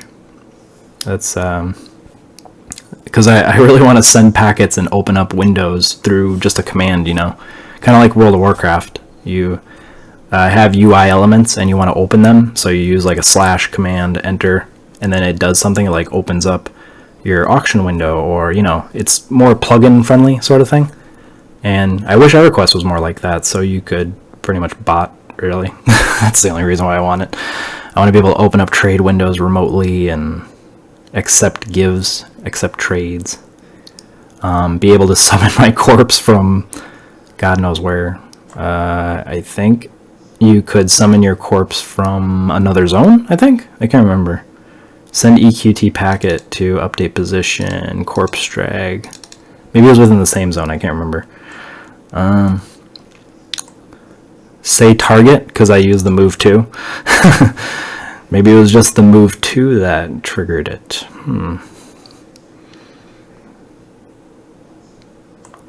Because the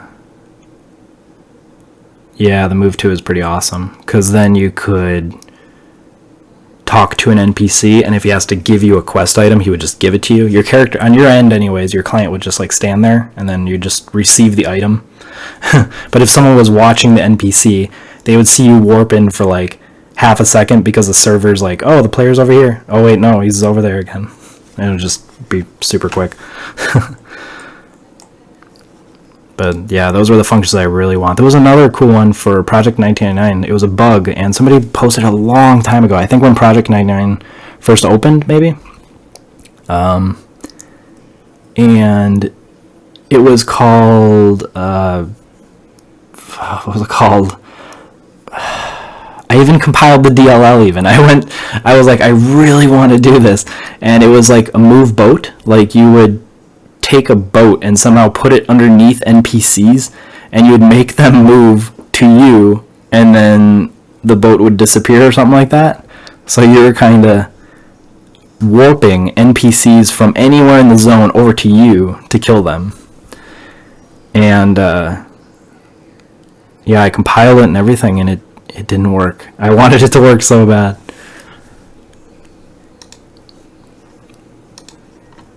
The move 2, actually, that's probably how they made Ghost Kill, didn't they? Because they would use the move 2 so you could like warp there for half a second, just long enough so you could hit them, and then you'd warp back again. And then they called it Ghost Kill. So you just keep doing that back and forth. That's awesome. I wish I could have done that too. Man, I wish I wouldn't get flagged for this stuff so I could just use it. It's awesome. I suppose I could use that friendly red guide hacking EQEmu server. It's called, what is that one called? Yeah, I saw no delay too. I tried to put that in there. It didn't work for me on Project 1999. Tried it, didn't work. I don't know if they patched it or something. I don't know. It was probably, I can imagine it was probably patched super quick. Like they probably knew what was up. Let me see, red guides. There was a friendly hacking EQEmu server that allowed MQ2. And then I think there was another one where they said like MQ2 is half allowed, like not active. I think they said not active hacks. Oh, hand-to-hand only, okay. Huh. Even though I'm technically like level 3, I don't even know if I should be showing this, really. I don't know. Hopefully this is okay. I'm just going to show one thing, that's all. Oh, hell yeah, I can imagine. Monks with no delay, hand-to-hand, you'd kill pretty much anything. I think, yeah, EQEmu Underground. I don't know if I'm supposed to be showing this. Oh, God. I'm going to get banned. I don't know.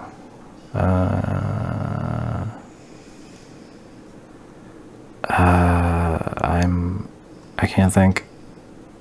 I don't know. Maybe it's here. Nope. It's an yeah, that's what it is. It's an RF2 server.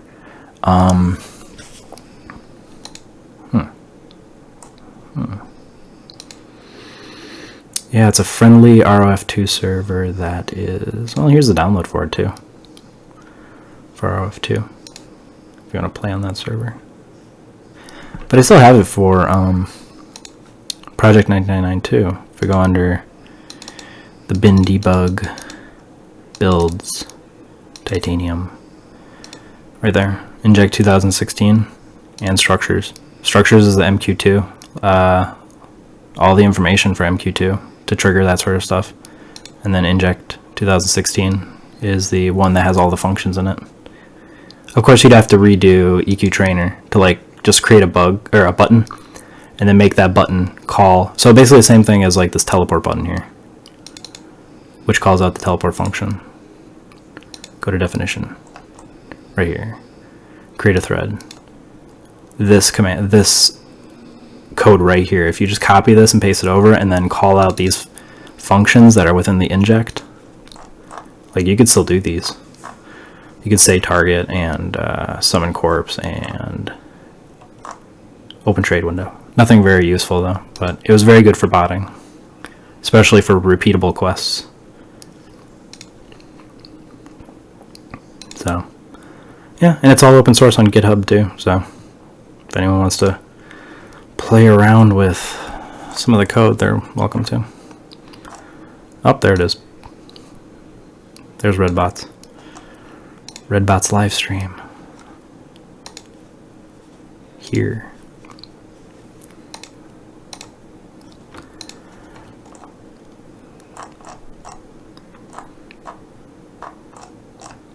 I don't know what else to do. I also have a monk too. Wonder how I can power level with my monk. How I can power level, because I got these alts that are level 6, and I want a high level druid and a high level enchanter, but I'm not sure what to do. I have a high level monk, well, high level, quote unquote, level 18, I think.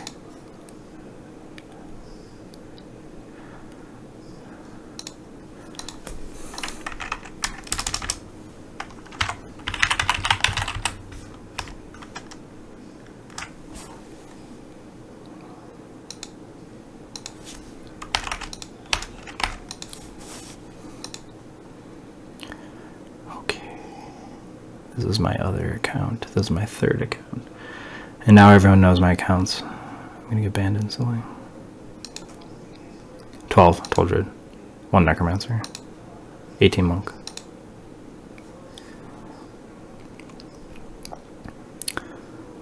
Okay, I am in the Field of Bone. I have to remove that. I don't know why that's still there. I was obviously debugging something.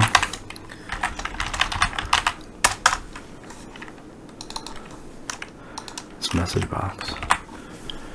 Okay. Okay. There we go.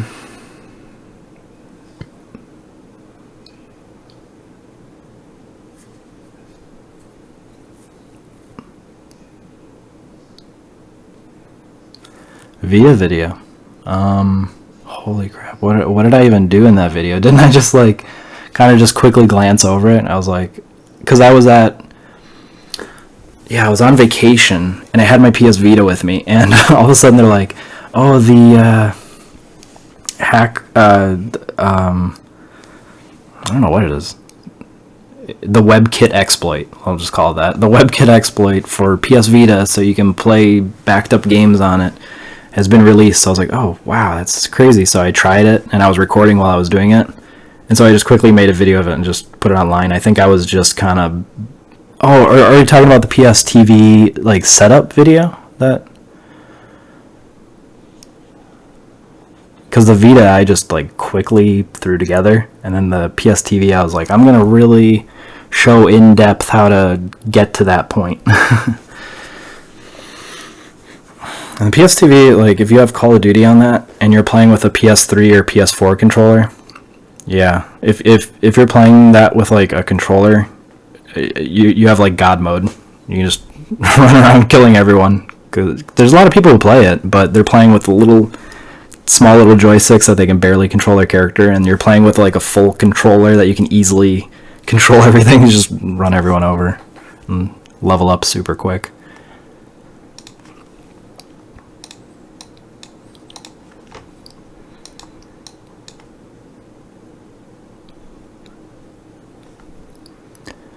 Let's see. Field of Bone. Do I want to be in Field of Bone? Where do I want to be?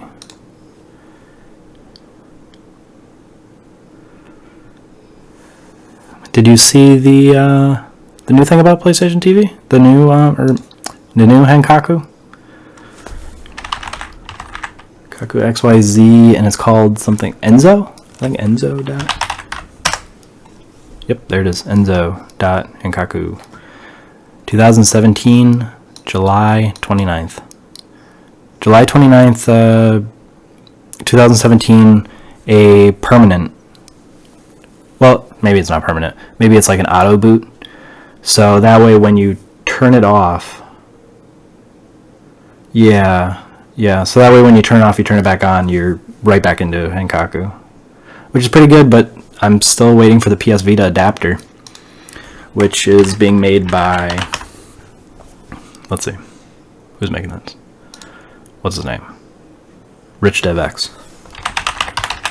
This guy.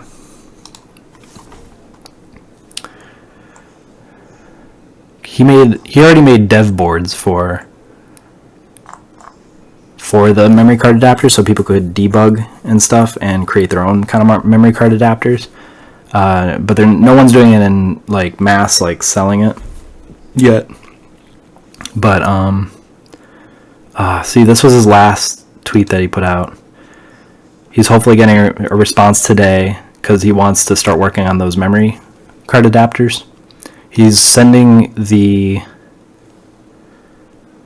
he's sending out the schematics to build the memory card adapter to a manufacturer, and they said they would let him know today, and it is 10 p.m. my time. Well, that'd be a shame if he never heard back. I'm really excited for those memory card adapters to start being sold.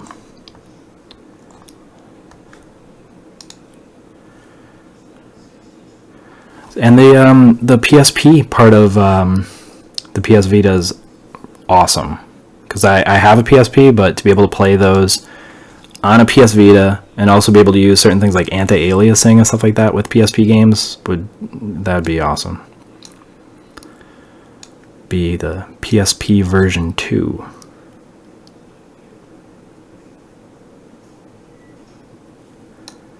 Yeah, there is a USB adapter for the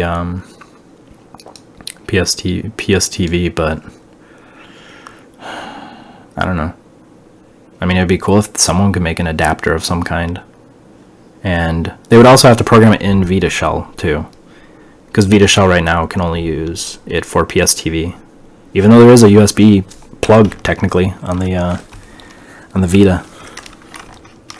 I'd really like to be able to use something. I don't want to buy those memory card adapters. Those things are ridiculously expensive. Oh, shoot. Look at that. Gauntlets of Iron Tactics. Cleric, Druid, Shaman. It's tradable, though. Yeah, it's tradable. Free to anyone who will use it. I have a Druid.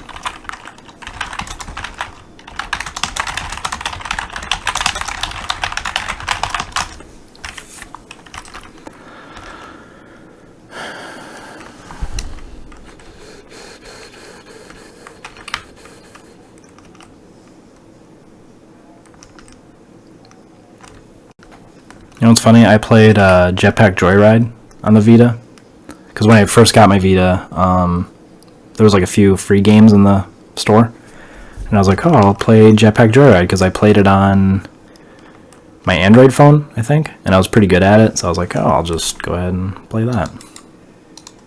Good lord, that's a large scorpion.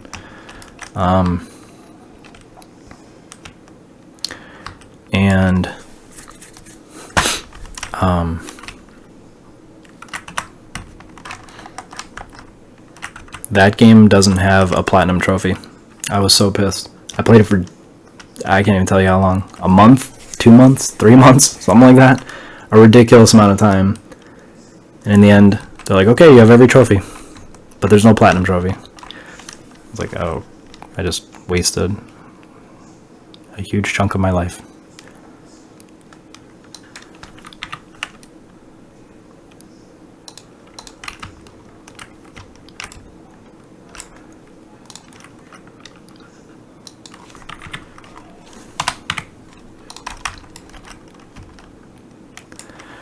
So, power leveling my level 6s. How am I going to do this? Do I bring them here? Should I bring them to Field of Bone because of the experience bonus? And then use my monk to grab aggro and then let the druid and enchanter just kind of finish them off? Would that be the best idea?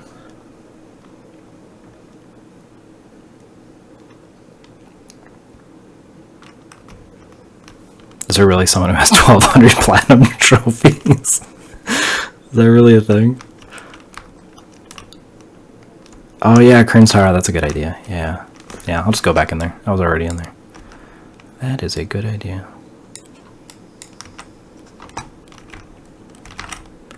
I'll just sit right here.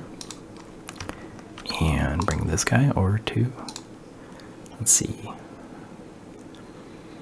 Kabbalist, that's what I was thinking of. And then we'll bring this guy over to Planes of Knowledge, POK book.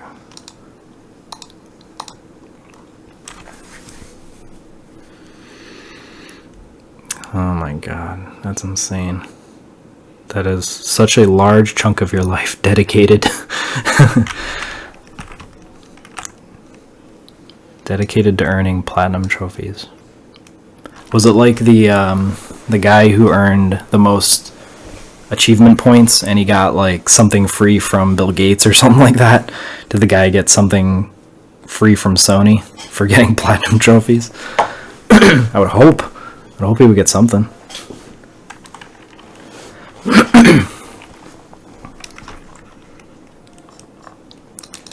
Kabbalistone. Okay. I have way too many windows open.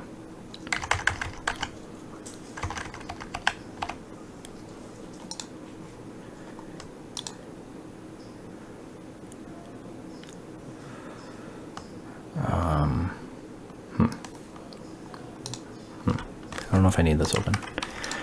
Okay.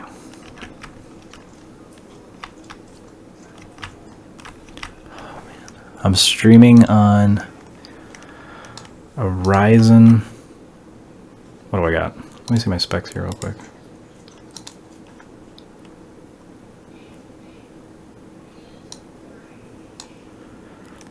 .32 gigs of RAM, Ryzen 7, and 2 RX 480s, 8 gig. So I have 16 gigs of video memory. And I thought they said, like, I mean, I didn't really care about this, but I thought they said the Ryzen could, I don't know, that was probably stupid, but I thought they said Ryzen could, like, stream better. I thought it was, like, less latency and special features of some kind or whatever, but it's pretty far behind. At least, like, 5 to 10 seconds behind, at least. Before, I thought, like, at least Linus Tech Tips, he would show, like, oh, it only has, like, a millisecond or a second of latency or something. It's like, is that only for Twitch or something? Is that not for YouTube?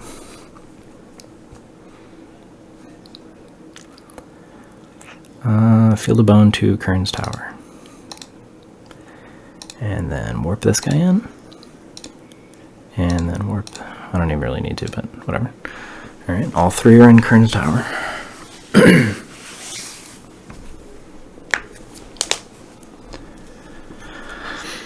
Okay. There's a dead ogre. There's a group over there. Okay, yep, yeah, I had a feeling that was his own line. Oops. Holy, what the?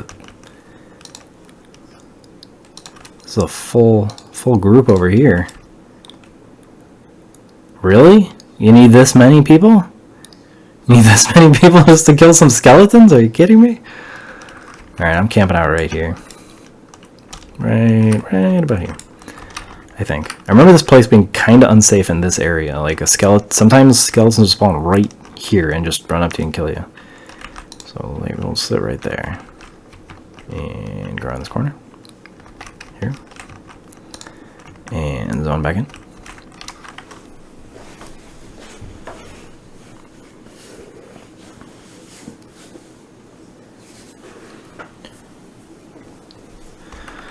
Okay. Somehow I end up on the opposite side every time. That's so weird. Oh, because I zoned in that way. I wasn't paying attention. Alright.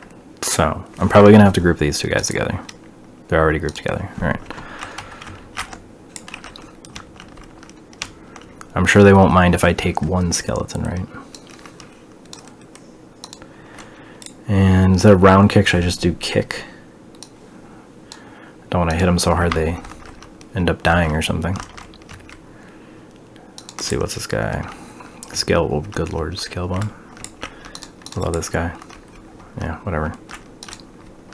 I missed. Good job.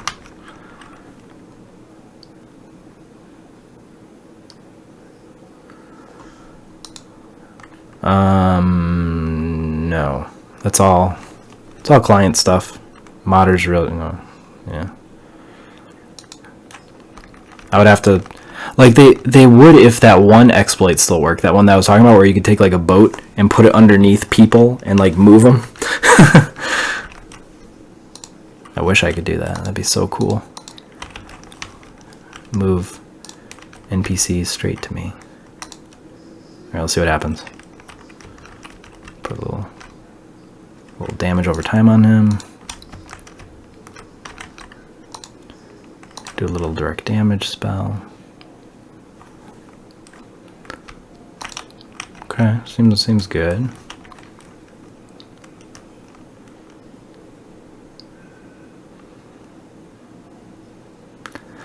Yeah, I mean the downside of that exploit would have been people would have been moving you all over the place if you would have been like camping a spot or something. And they didn't like that. They would just spawn a boat under you, move you, put you somewhere else. Be like, no, you go over here. I'm good. This is my camp.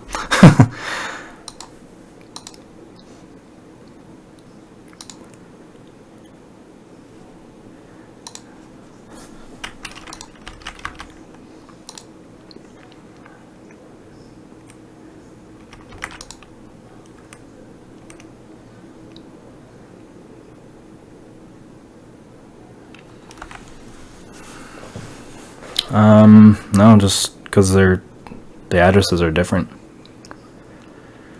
I mean, if it doesn't matter anyways, because the Project 99 part of EQTrainer isn't as good as the Mac side. The Mac side has more exploits in it, like the Game Master Walk and stuff like that.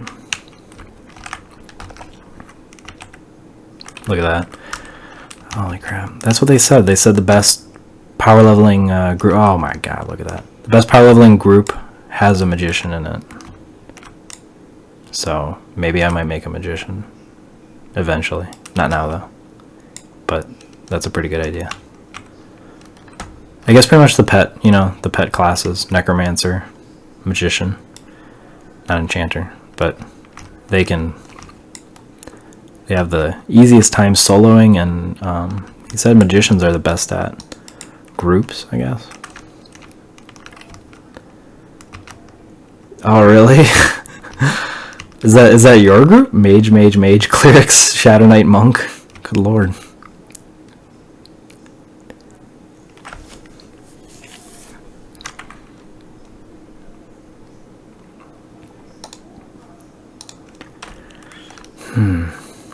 I don't know. I kind of just wish I had buffs.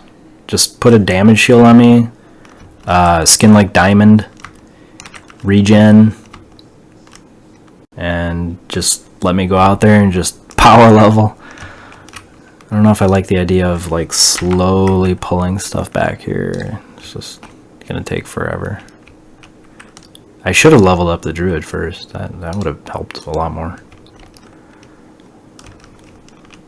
Maybe I will round kick and just punch him a few times. Do like 40%, right? Just do like 40% damage, pull him back. Let's do some massive damage here. Oops. Switch that out for round kick. Alright, how much damage did I do? Why is target way down there? Move that up here.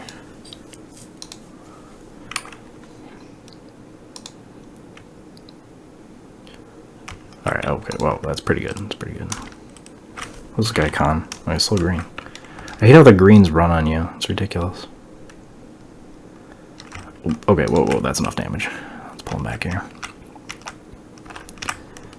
Yeah, that'd be a really good group. 3 magicians, dude. Oh, man. That's good. Level up real fast. Okay, let's finish him off. Let's see, do a damage over time on him. And a dot on you. And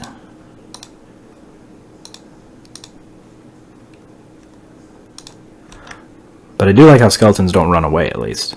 Skeletons are one of the few things I actually enjoy fighting in this game. Because like orcs, the Burinai badger things that are like beneath in the Kern's tower, those things run so fast and they will pull everything on you.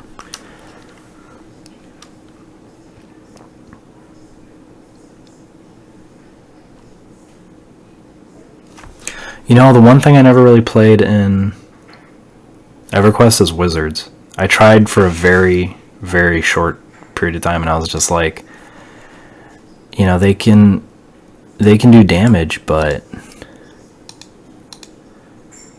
they like need to be in a group. Wizards need to be in a group because the only thing they can do really well is direct damage, right? And then do they have can they root at least? I don't know. I like damage over time, you know? That's kind of nice when you can like put slow and then do some dots and then just let them slowly die off. Like, I don't know. That's my preferred method, I would say.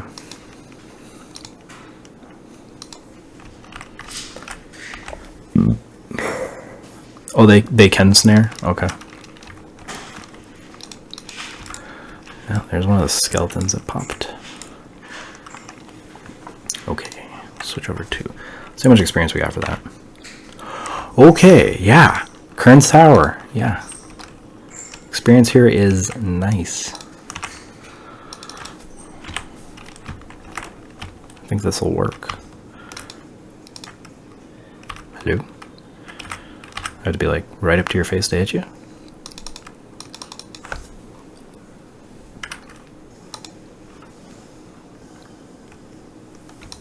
Okay, there we go. That's pretty good. Back up. Right over here. Yeah, so do you guys want me to show you anything more in C#, Kyle? Anything you have a question about or anything? Or anything else you guys want to see in EQTrainer that I can show you, or...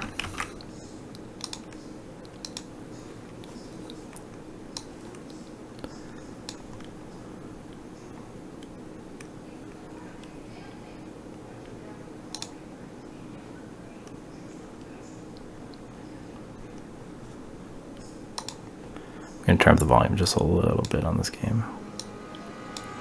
Holy guacamole. Okay, a tiny bit goes a long way.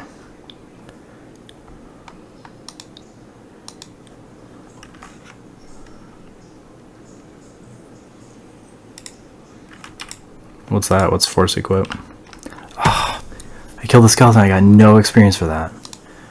Because I got him lower than 40% or whatever. Dang it.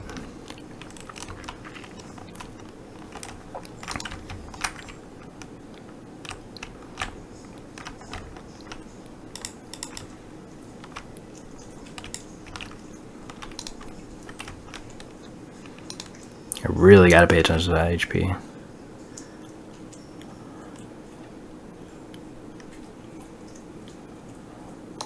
Okay, that's pretty good, yeah. Pull him back here. The thing about being a human is I have no good regen. But I gain experience faster, I think. And I also can't see in the dark either.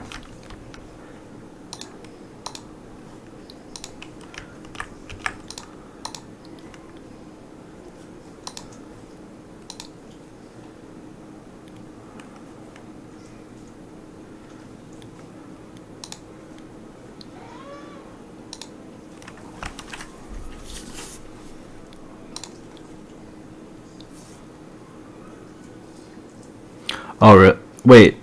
But then you'll want to still attack my monk, though, if I feign death, right?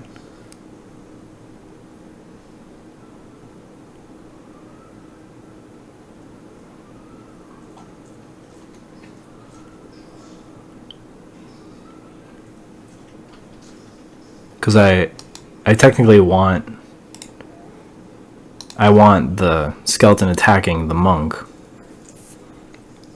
So he takes all the damage, and then I just... Oh, ding level 7. Nice.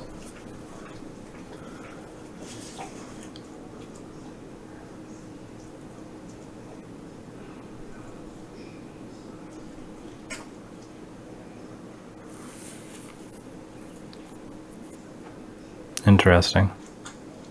The monk gains a little bit of experience if he takes some of the damage. I didn't know that. If that's true.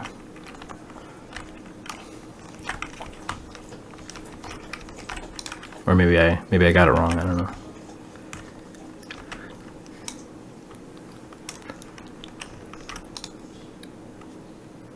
Oh, my mend work. That's good. Oh! Okay, I get it. So, yeah, like nearly kill it and then feign death and just let him finish it. Holy crap, that's a good idea.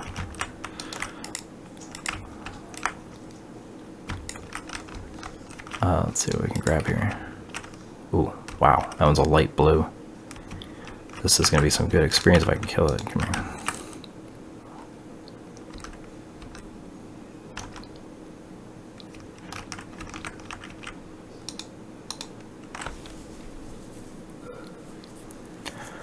Let's see how close I can get it down.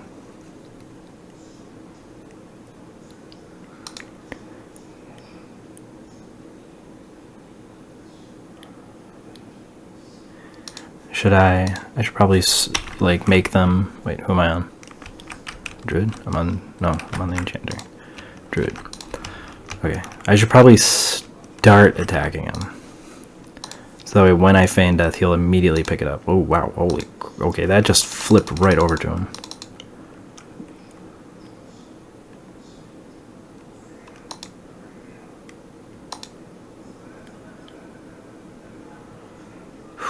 I'm afraid of hitting him again. He might die. Alright, I'm gonna feign death. He's still hitting him. Okay.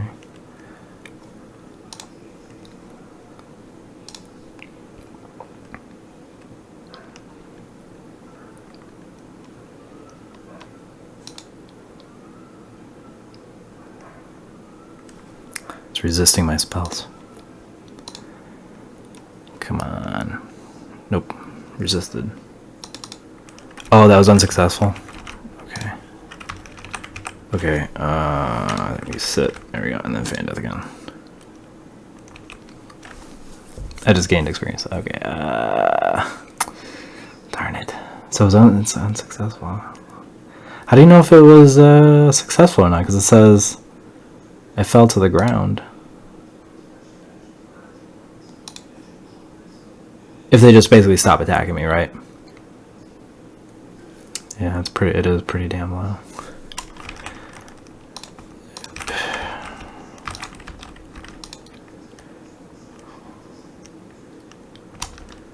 Oh, okay. What does it say if it's successful?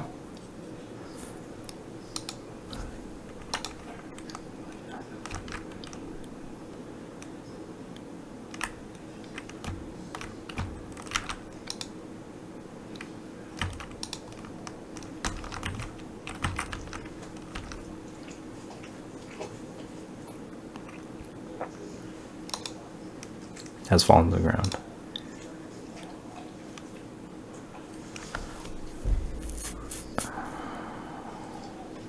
My skills must be really low.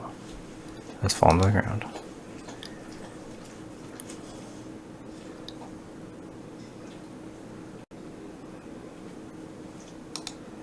Has fallen to the ground. Oh man. My feign death skills must be really low. Has fallen to the ground. This might take forever.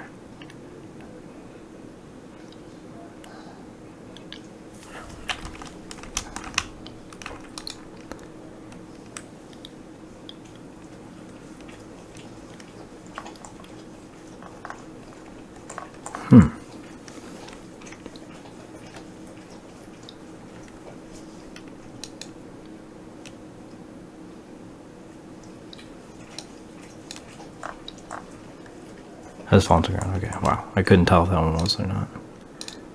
It's fallen to the ground. Well, that's not good.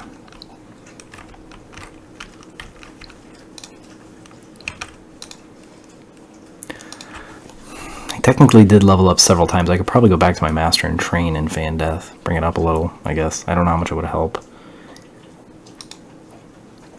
Yeah, it's not even worth doing. Okay.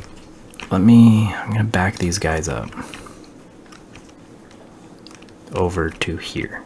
And I'm gonna get this monk to get that Fan Death up. Where am I?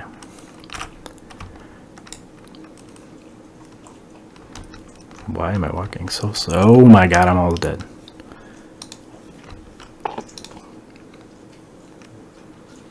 Good thing I got my minor healing. Okay. And someone healed me. Thank you. Just gonna go sit here. And get my monk Fan Death skill up.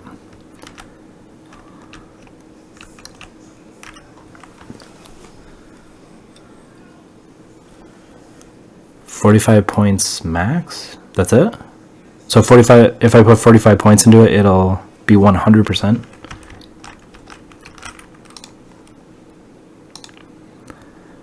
Let's see, let's go off to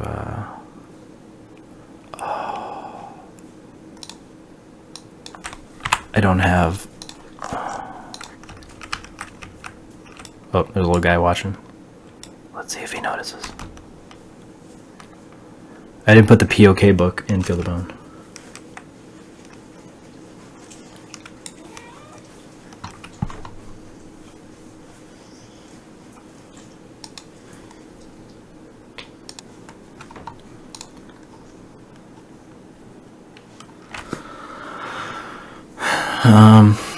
Also, if you want to make a script too, like here's a POK book, but Field of Bone, you can just press erase and then set, and now you have your coordinates, and then you can say POK book. Then you press save, and then in the telescripts Field of Bone, put POK book. Save. And now it's there forever.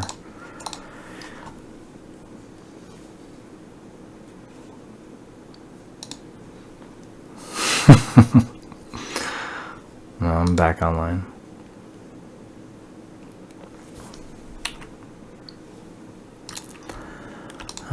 Let's see.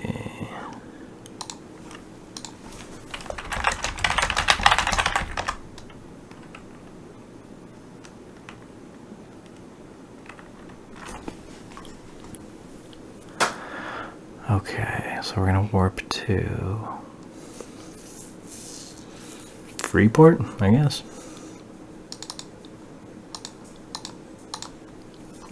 See what my skill is.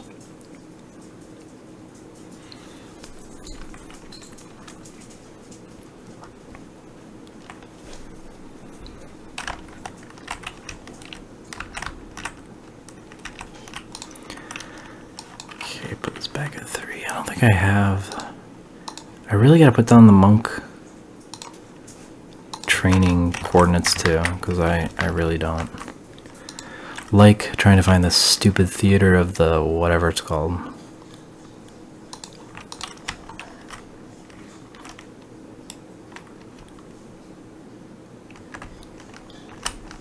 Let's see if I can find it. See, that was pretty cool. You just go up above, just kind of look around. Let's see. Nope, nope, nope.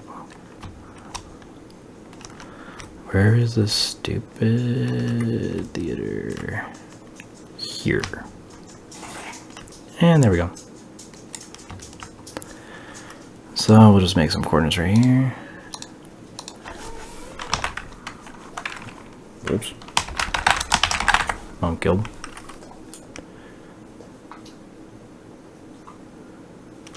Fantasy Star on Dreamcast?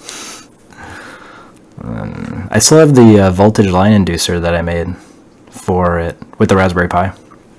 So you could play Dreamcast games back online again. Save. Killed. And then when I'm done, I usually upload these scripts onto my server, so that way when someone launches EQTrainer again, they can get all the scripts again. And go back to normal.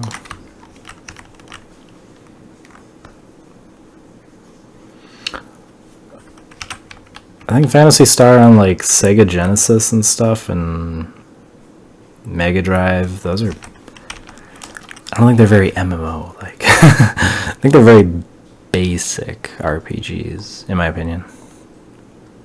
Eagle Strike at 20. Fan Death value 21. Oh man, see, it's gonna start costing me money. It's already at 21. And then when I train, it just goes up and up and up, so. Oh jeez, look at this, I'm burning my money. I went from very bad to just bad. And now you're just bad at it. Oh, wait, what just happened? I just feigned death and said you became better at it. But it didn't say if I fell to the ground or not. Is that only if you're in combat, maybe? Maybe it doesn't say that. Oh, there we go. Falling to the ground. I should go get some more. Oh, if it doesn't say anything. Because see, it says you have, yeah, it just says you have become better at Fan Death 36.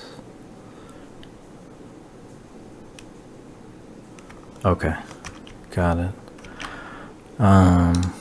Let's see. I gotta get to the bank, and I don't think the bank is in the zone. I think it's in east, north, east Freeport. I can't remember. It's funny, every time I make a human character, I always start in Kanos. Never Freeport. I think I had a Necromancer once, oops. I think I had a Necromancer once that I made in Freeport. And now I don't know which way to go. Oh crap. Oh no. Do I go left? Or right? I go right, okay. Oops, I'm in left. That's what I'm talking about. I don't think the bank is here. I can't tell.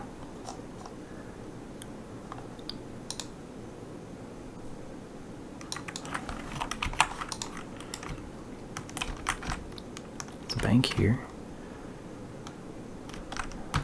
No, this is the port. This is where the boat's at. I mean, there could be a banker here, but I don't know. The bank's usually, I guess, in North Freeport.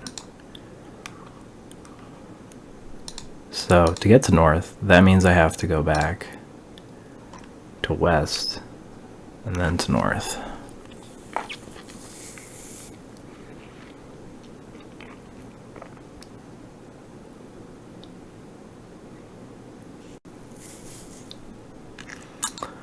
And then to North.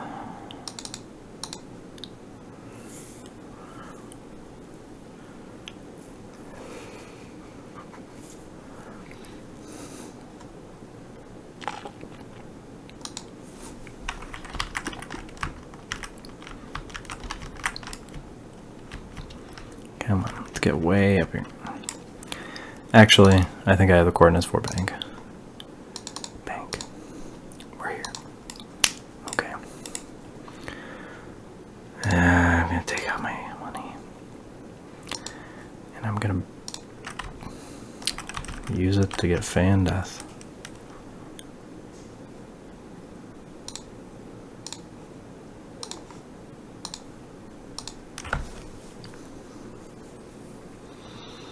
I think I just closed it, and then I'm on the wrong process. I want to be on this process, and then let's go to West, and then we'll go to the Monk Guild, and then I'll train to hopefully get better at Feign Death.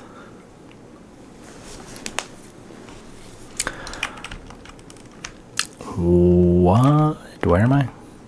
Am I in the aqueduct system?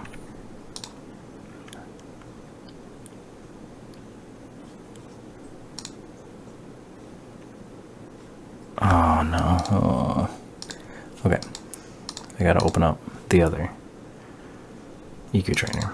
My script's over here. No, wrong one. I think it's this one. No, not tin one.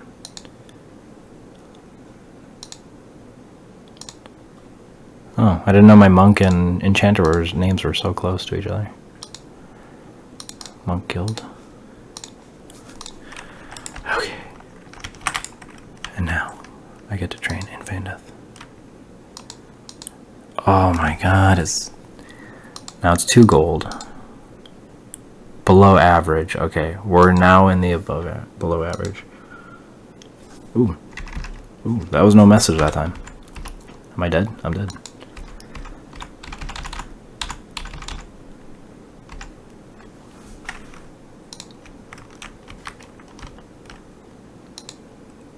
Ah, failed. Okay. Let's see if we can successfully do it.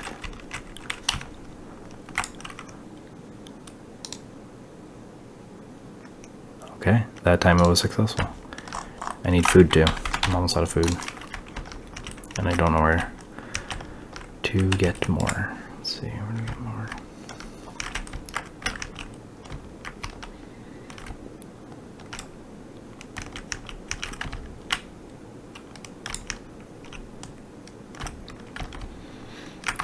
Yeah, Ray, I thought you were going to log on your characters and power level me.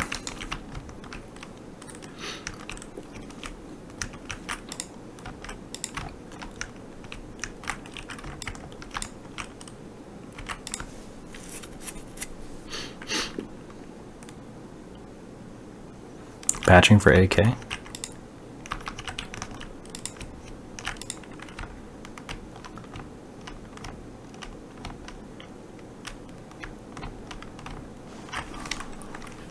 Made a new account? You don't. So you don't have any high level characters.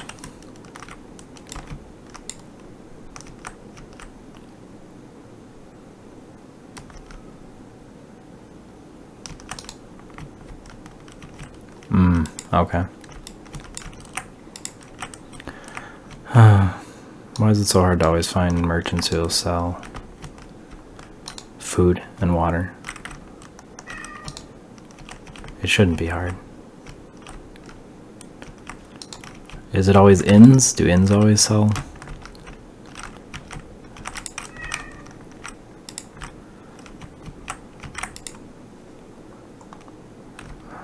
Wine. It's all wine. Wine and beer. Do you sell anything? Nope. Do you sell anything? Nope. Do you sell anything? Beer and wine.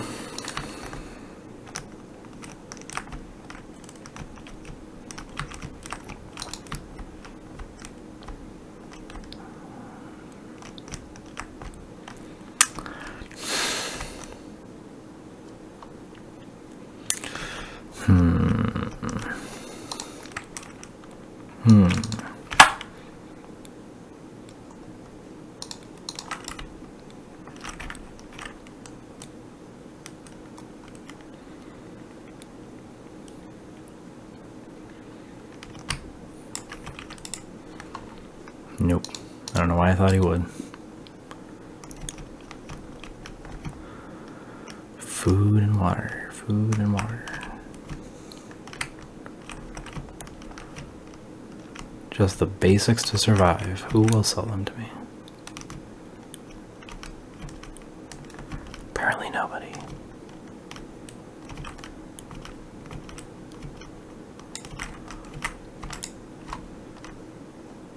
Oh. Loaf of bread. 0.5. Is that heavy?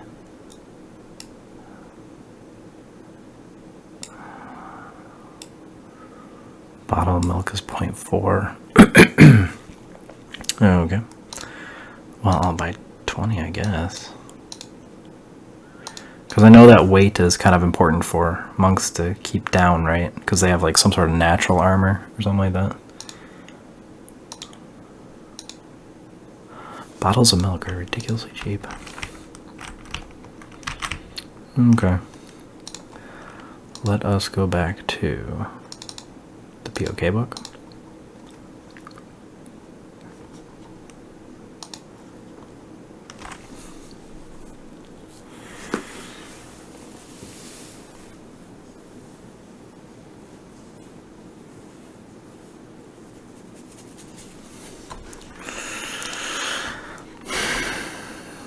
It can be hard to try to keep that weight down. Some armor is just heavy. At least I have all Wu's fighting stuff, so that's good. Ouch, except for that.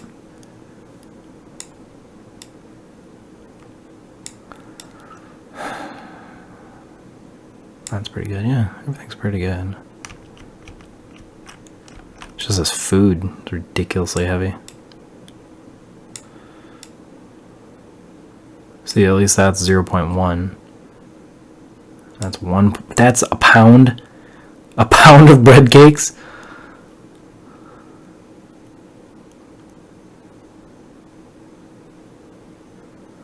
Oh yeah, that's right.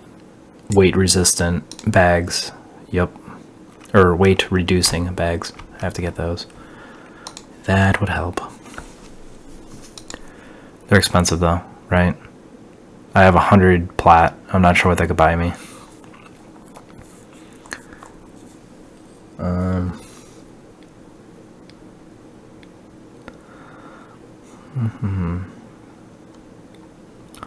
let's go back to Kabbalist. Teleport.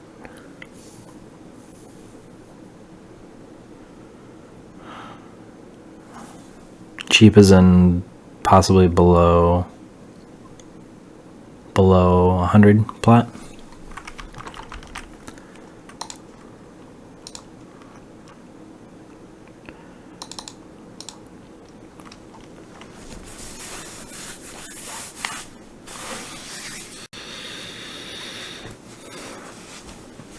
Ouch.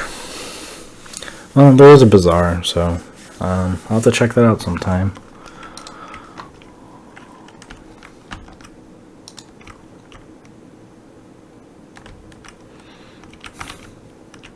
Yeah, some people give away stuff.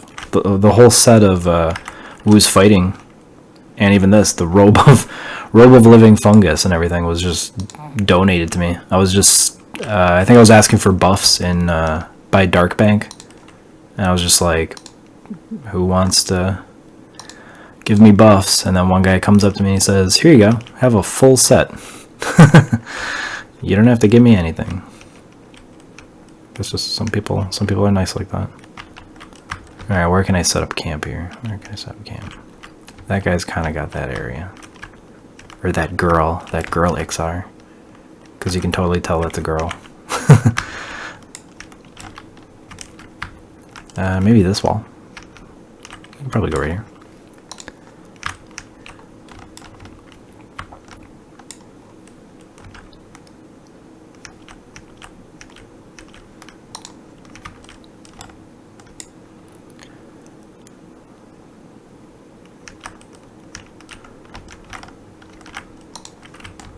Okay.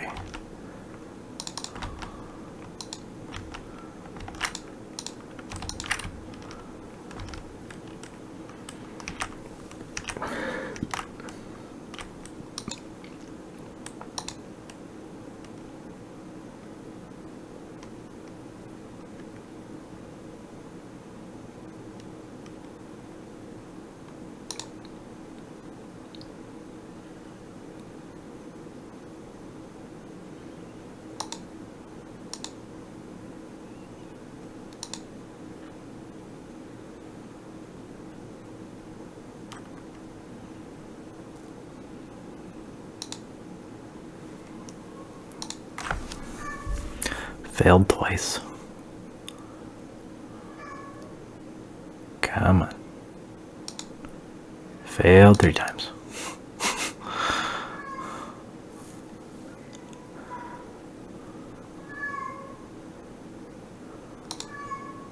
Oh my god.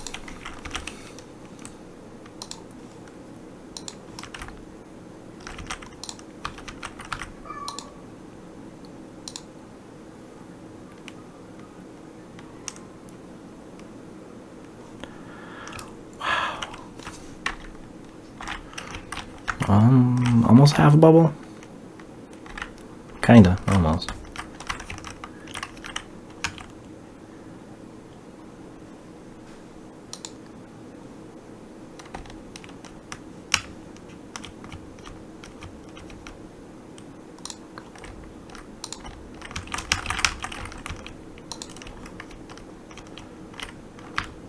Oh, I have GMWalk still on.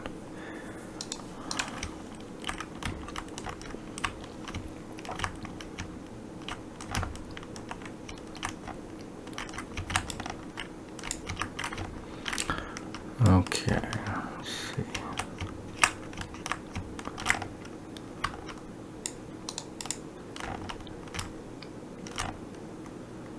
I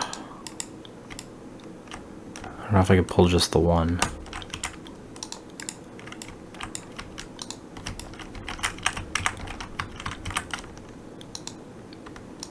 Yeah, good. Okay. This one's a big one.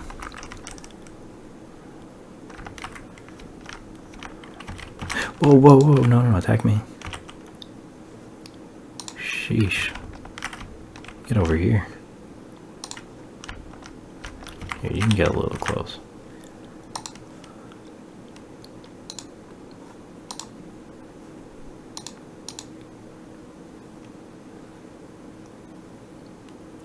I forget how to open up the character window.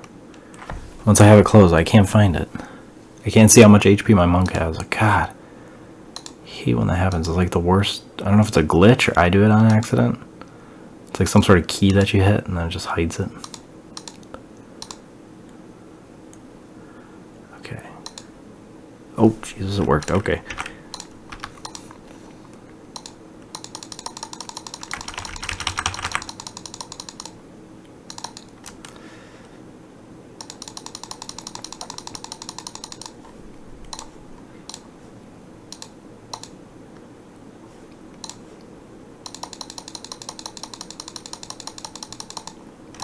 No, no, no. Get the hell out of here.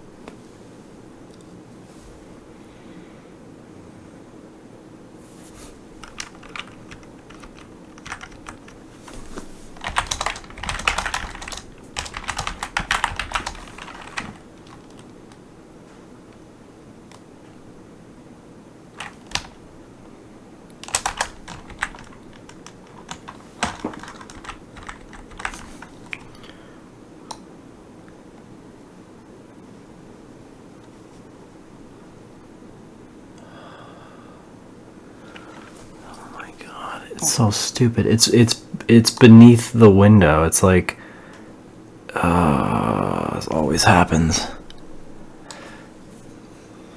It's too big of a display anyways. Let's shrink it down. Video mode. I don't know, something a little bit smaller.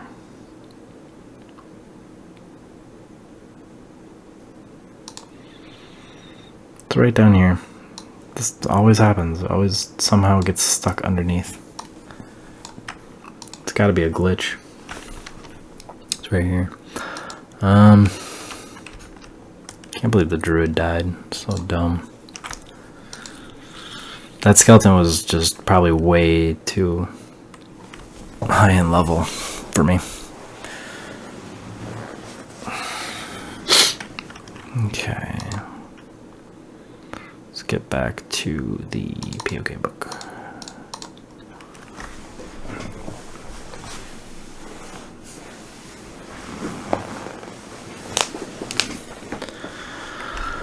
Okay.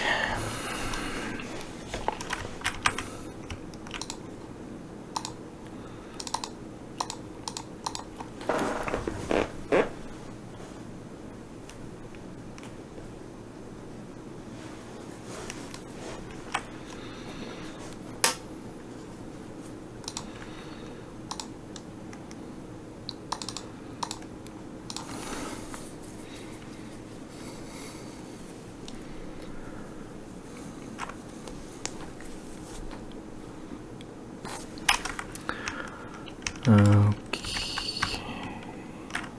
Now I have to get around the skeleton. Go around here. Go over here. And then loot my corpse. And it's got nothing on it. Okay.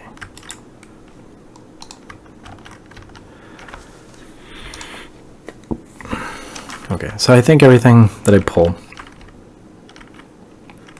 has got to be below. It's got to be like green, pretty much. If I pull anything that's blue, it's going to end up killing them. Oh, do I describe my spells too? Oh, of course. Alright, or memorize, memorize the spells. So we have to memorize Burst of Fire, Snare, skin like wood, I guess. Minor healing. That's good. Like it even matters. They're just gonna hit right through it. Okay. Let's see, what's this guy? Green. Alright, pull him.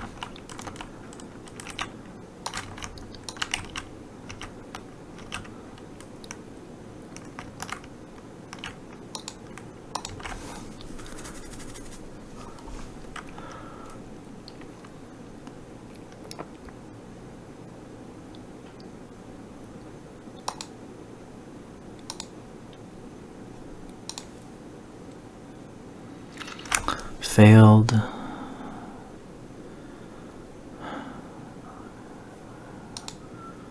Success, okay.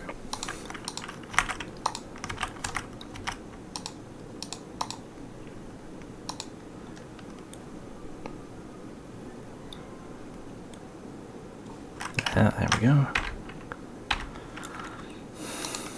Kinda decent experience, dang it. Before it was like tons of experience. That'd be so much easier with buffs and damage shields. Should I just go to Dark Bank and just get buffs? Like, don't even bother with this method because it takes way too long. Oh, this little guy's on me.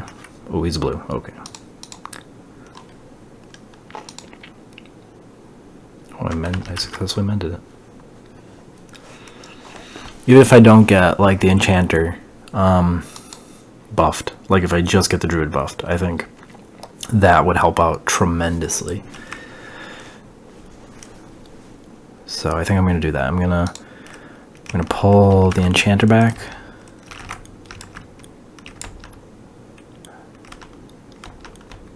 Way back here.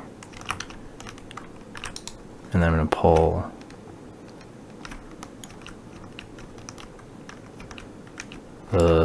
I'm lost. Pull Druid, we just warp out of here.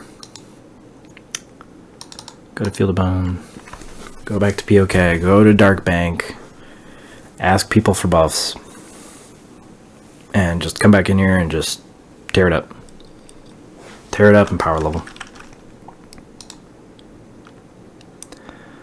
POK book. Go to POK.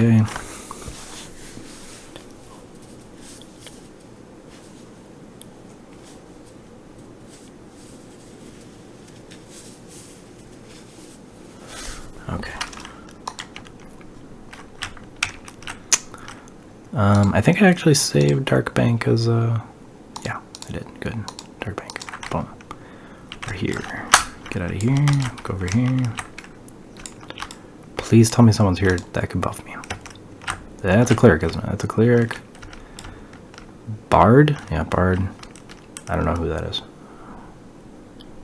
I assume that's either a paladin or a cleric.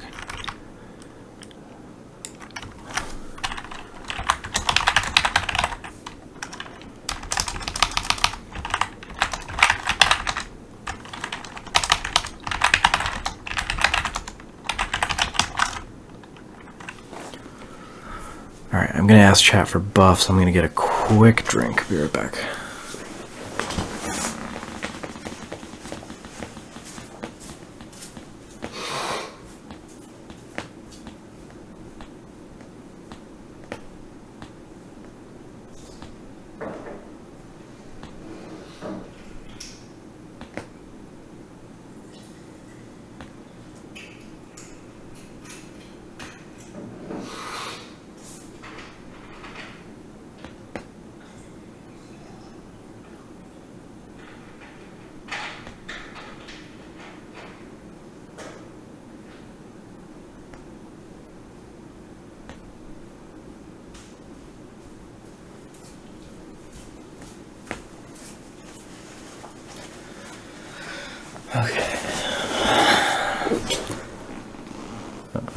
Okay.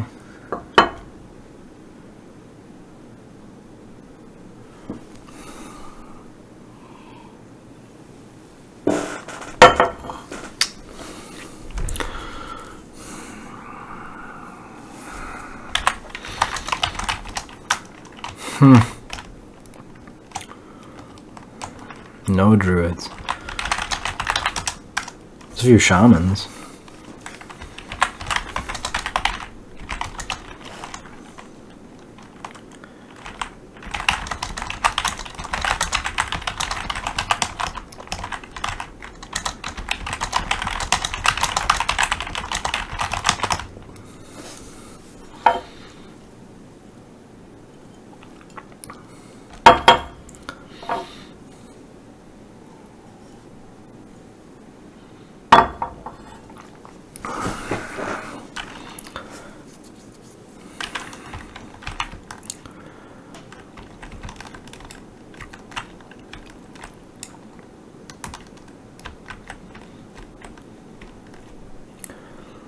Man, usually high levels are hanging around at this time, right around Dark Bank.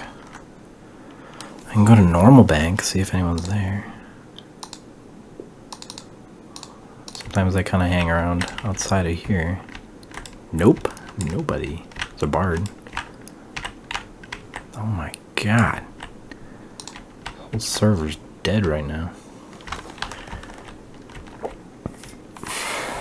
Who else could buff me? I don't know. Druid, shaman, I guess cleric.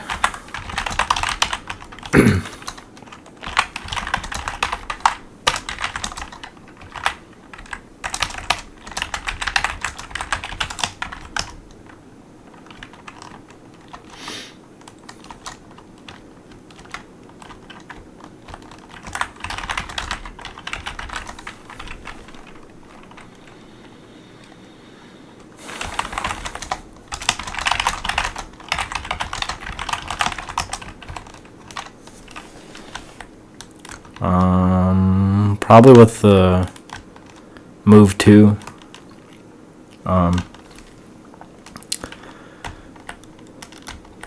I guess. I don't know. Is there any benefit to going to the tutorial level?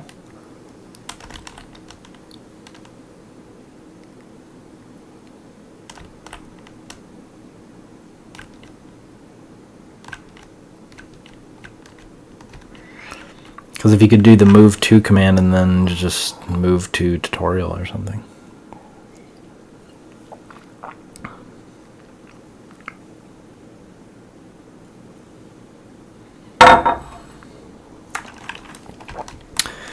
You could go to the, what is that one zone called? It's kind of where all the game masters hang out at. Home, I think it's called. I think. Something like that. Home. And it's got a swimming pool and stuff, and sometimes they put, not always, but sometimes they put NPCs in there that'll sell game master weapons. Yeah, CS Home, yep. Sell like game master weapons and stuff, but sometimes they won't do anything with that zone. Sometimes they'll just they won't even include it because it's, I don't know, kind of pointless for the most part. It was kind of funny when I got banned when I was botting, because I was doing that letter thing back and forth, and it was kind of weird. It was like right when I was about to hand it in, one of the NPCs who was in that area, just an NPC, runs up, punches me, and then I get kicked from the server. I was like, did they need to be so theatrical with it? Like, they couldn't just be like, /ban enter? Like, why'd they have to possess an NPC, make the NPC run up to me, punch me in the face, and then say, okay, now you're banned?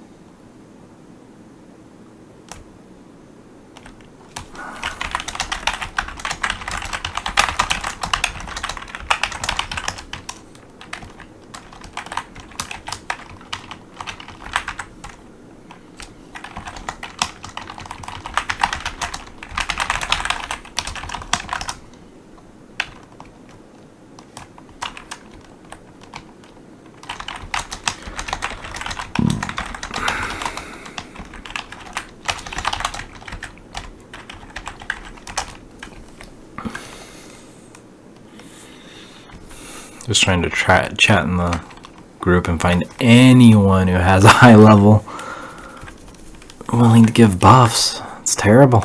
There's nobody here. It's a dead zone.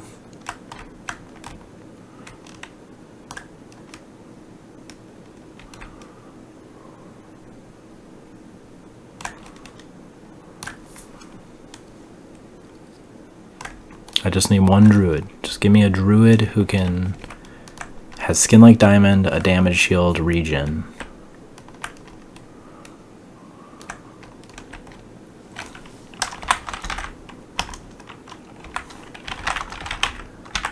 Is that a wizard? Yeah. That's the epic. I think. Pretty sure. Got a little tiny flame in it. Looks really cool.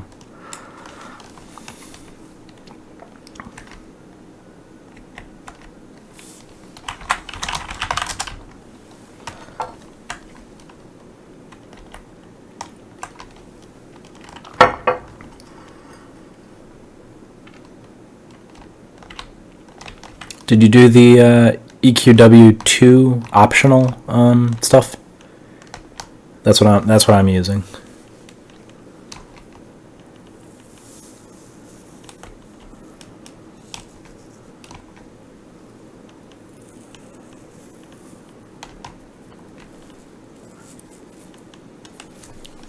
Who's this guy?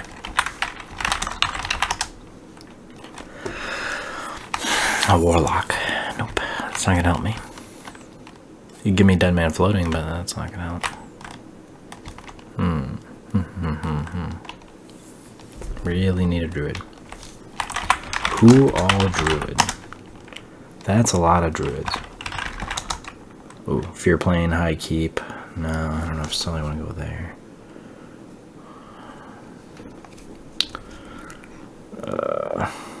Oh man, they're kind of all off in different zones I don't really have access to. I don't think they'd be willing to break off and come all the way over here. Like there's a bunch in high keep. That's cool, but I guess I could go to high keep. I can ask them.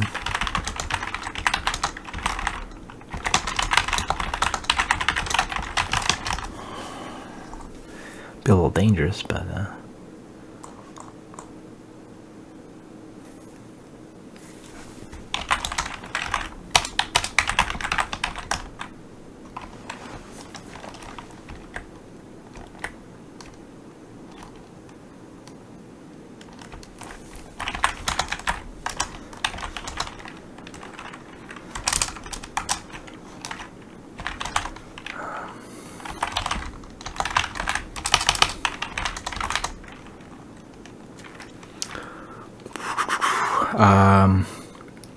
got a druid who might be interested. Let's see, Dark Bank and POK.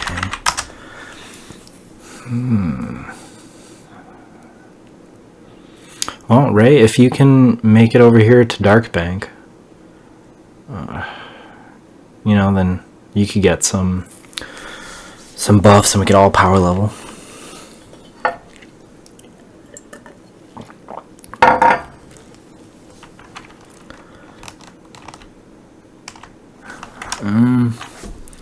I think I can get to HHK pretty easily, right?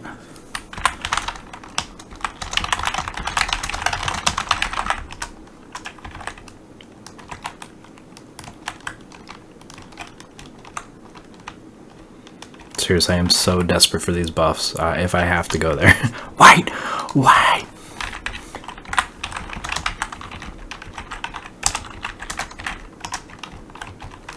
There's a druid. I'm gonna ask him and he's probably like, no, fuck off. Oh, okay. Wait, what? No, disband, follow.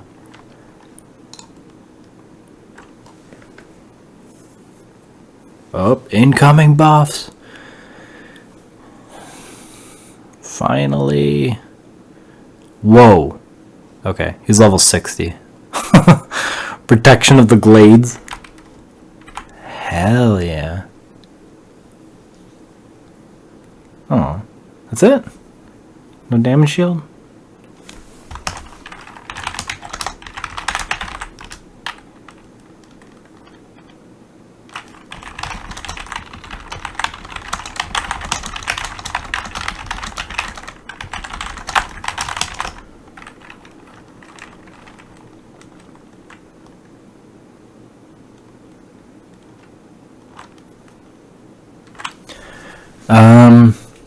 Protection of the Glades doesn't give you a damage shield, does it? Probably not. Doubt it, right? Or, oh, it does? It does give you brambles?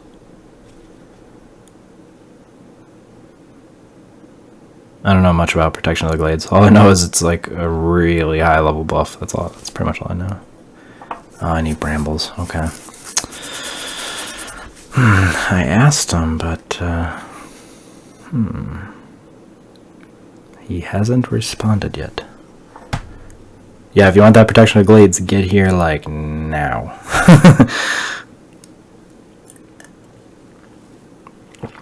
Let's see what the reload on that is. Dude, Protection of the Glades is 113 minutes?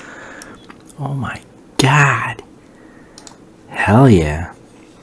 All I need is a damage shield. I'll head over to Kern's Tower ASAP.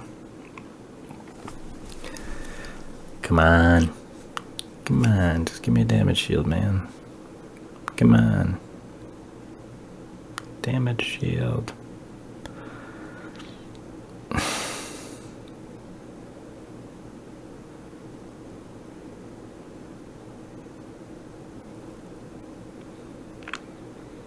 It shouldn't be. POK.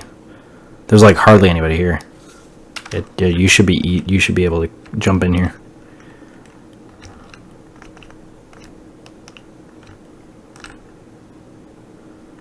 So you think if I just sit here for a little bit, he'll give me the damage shield?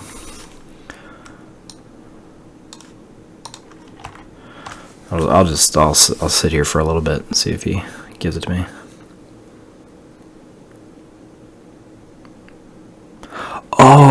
Oh, that's what that means? Okay. Let me check. No, it's ticking down. Time's ticking down. It's being used.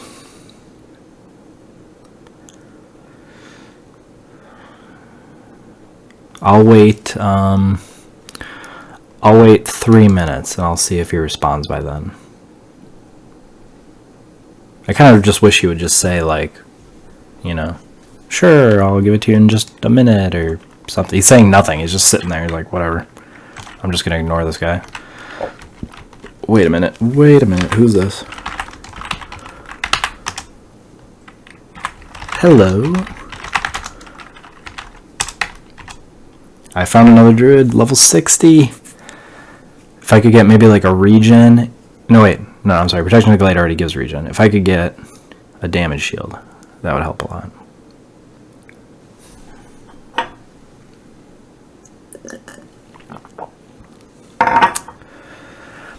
Okay. Just gotta wait for people to respond.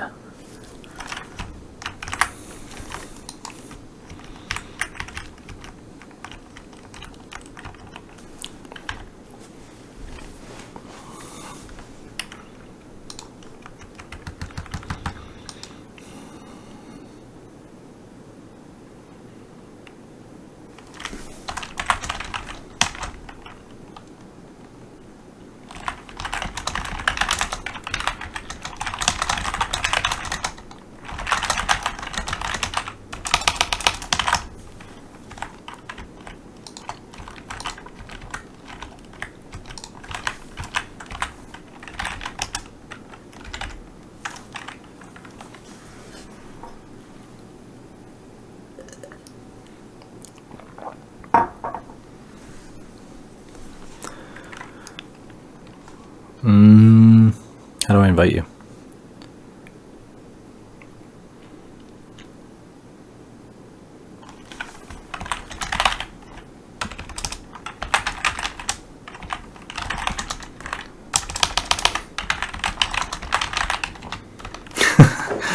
You know, you could have just typed in my name. If you're using EQTrainer, you could have just typed in my name, Tinwen, and then warped straight to me.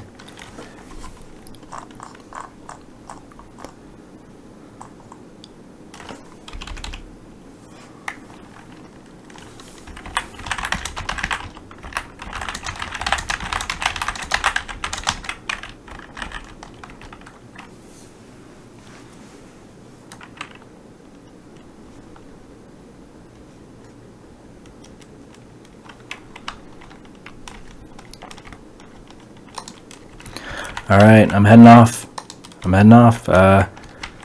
Ask if you can get like an HP buff from them or something like that. I'm going into Kern's Tower. I'm going to power level.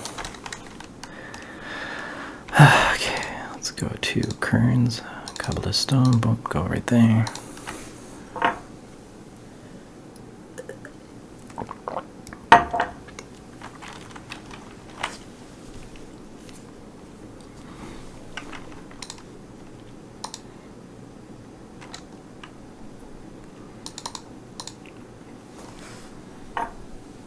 Shield of Thorns, 5.8 seconds.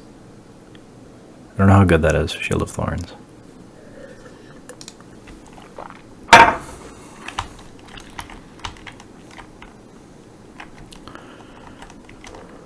Okay, let's jump on the other side here. You're shitting me. My enchanter died. Somehow. That's great. Someone must have pulled a train or something. I should have zoned out. I shouldn't have been in there. Alright, jump over to POK book. Come on, we gotta hurry here.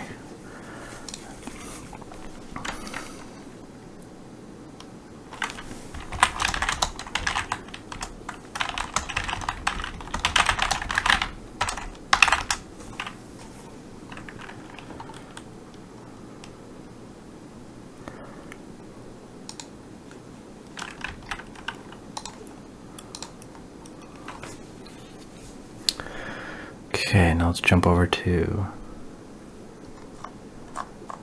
Cobblus.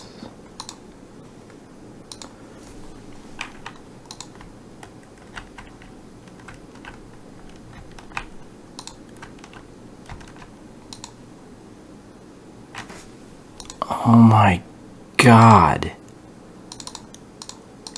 And my monk died too? Well, whatever. Number one priority is getting these guys to Kern's Tower.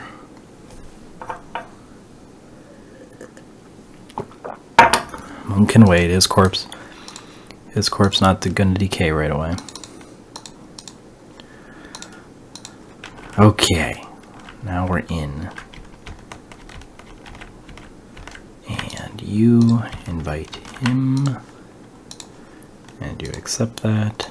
And go over. Oh, Jesus. Yeah, that's why he died. Holy crap.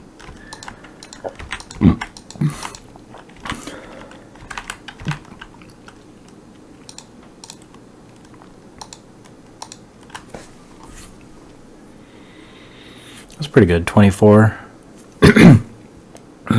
24. Damage back. It's pretty good. Got my regen. Holy crap. That's some really powerful regen.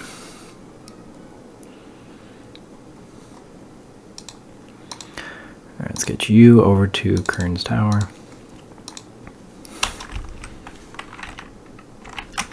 About a full bubble of experience.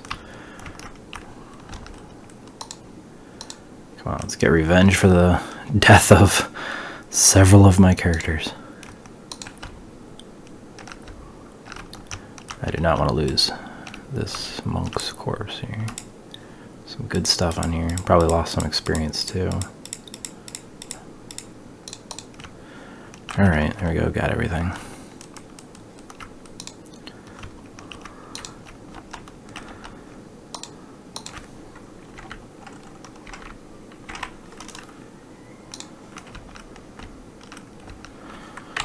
Okay, Enchanter's gaining experience. That's good.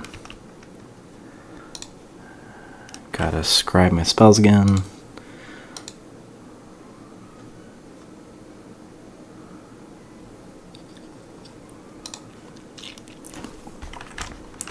I think we need to pull more. Yeah. Good lord, this place is flooded with skeletons.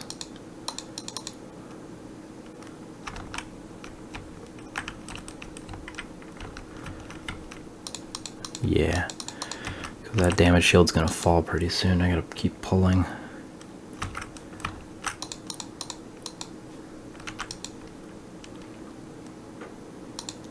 on. Come on. Yeah, there we go. You almost dead. Come on. Just die already. Good job. Next one. Yes, we're getting good experience here. HP is kind of taking a nosedive, but it's okay.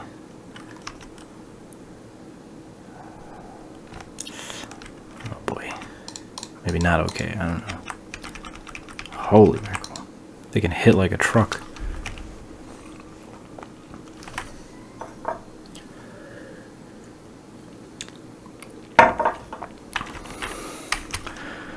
Okay.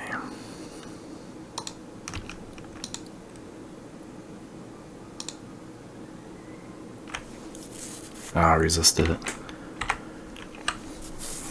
How much longer do I have on that?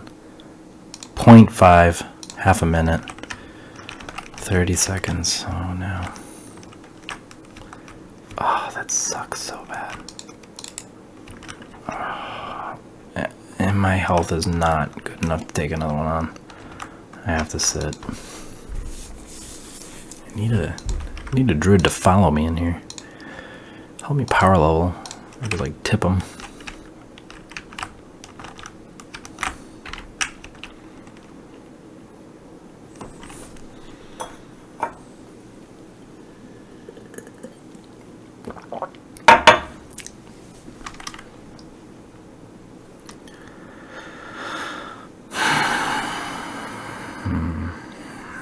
Okay. The monk's kind of useless now.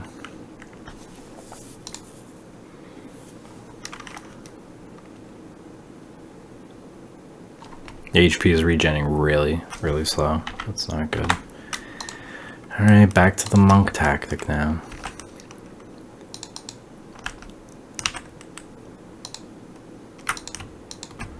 Pull back here. 24, jeez.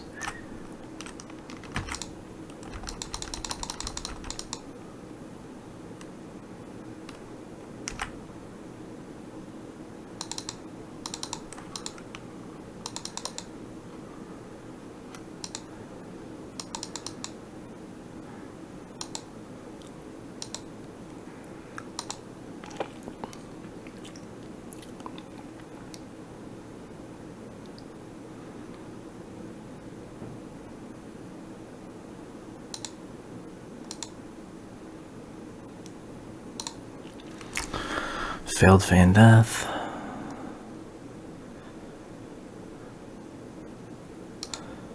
Oh, success.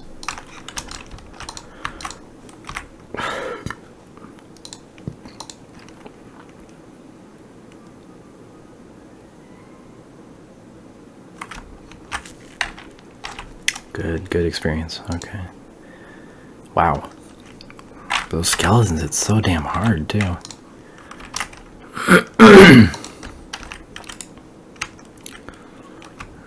Okay.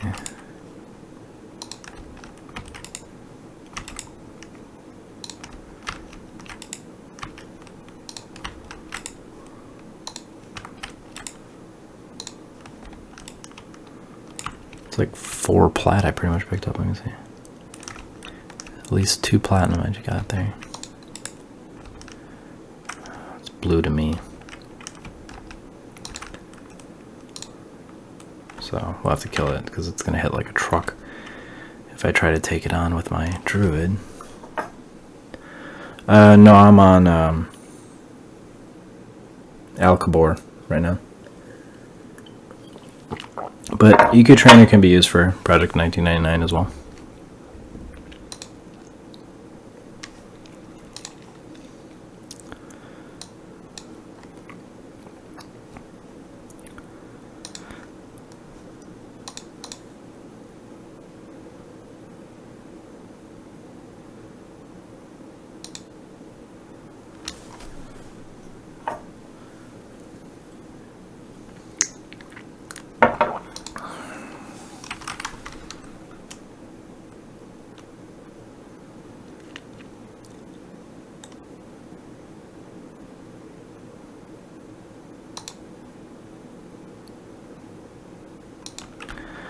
I wonder if my druid could kill it. Let's see.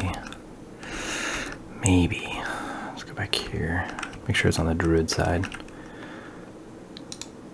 Wow, just like that. Okay, wow. That was successful.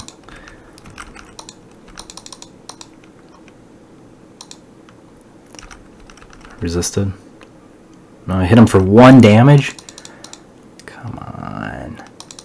Come on, come on. Stop stunning me. Ah, oh, thank God I killed it. Level 8.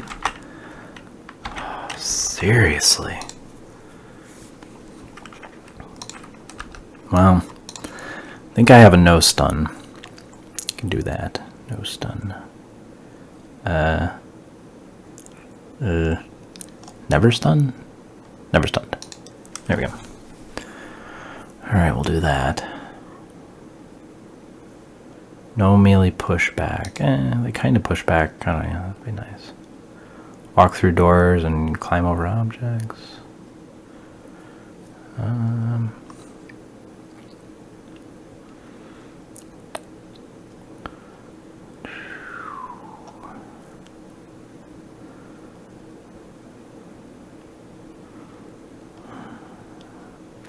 That's pretty good.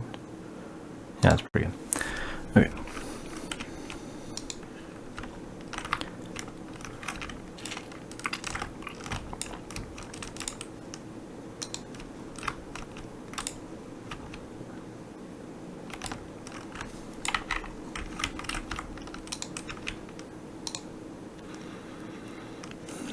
Druid's still recovering.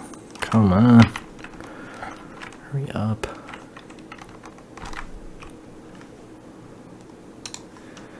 Alright, let's pull something else.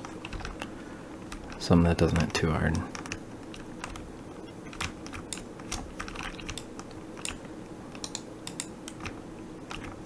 Blues, wow. What happened? It's like all the hardest skeletons just decided to spawn in.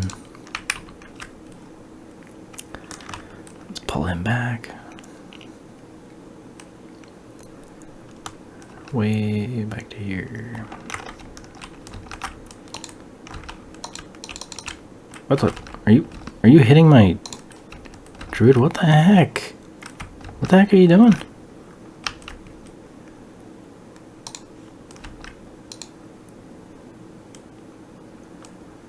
Really?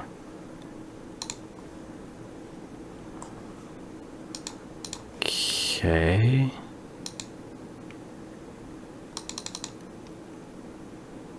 That was pretty weird. Just relentlessly attacking me for no reason.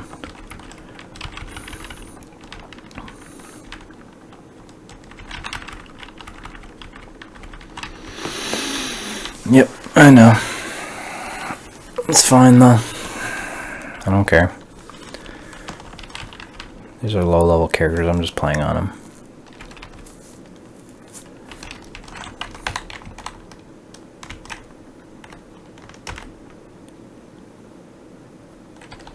Okay, I'm gonna sit way back here.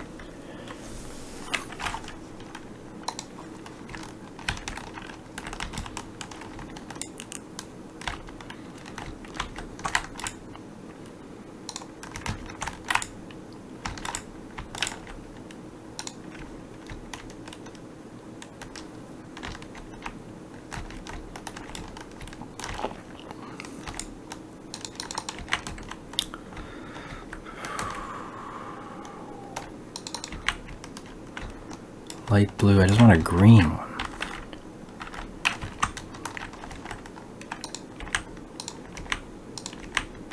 There we go, there's a green one.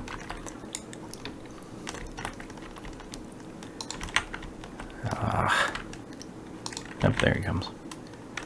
Right, that's a green one, yep.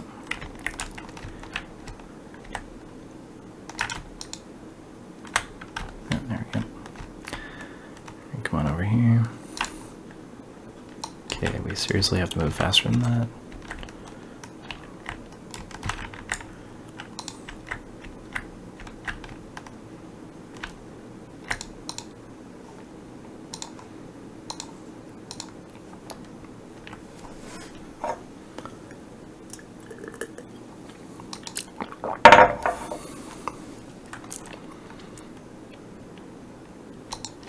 That's pretty good. Let's bring it over here. No! Ah, jeez, come on.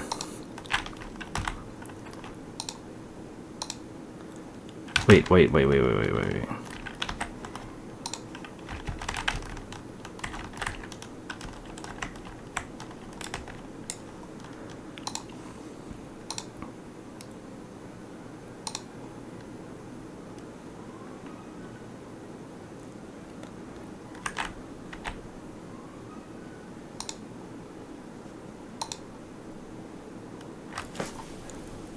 Failed twice.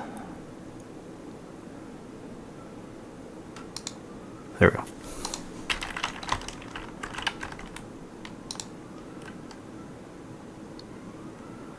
Okay, looks good. There we go, got him.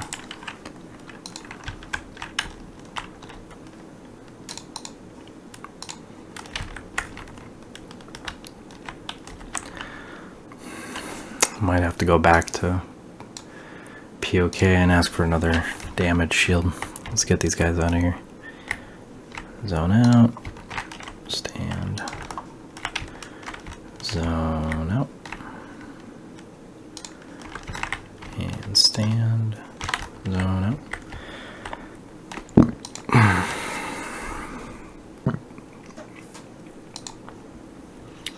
Let's see, here we go.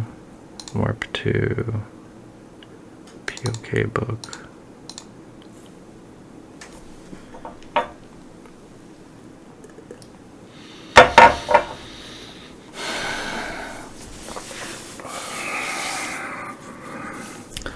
Well, let me know if you guys want to see anything in EQTrainer or anything like that.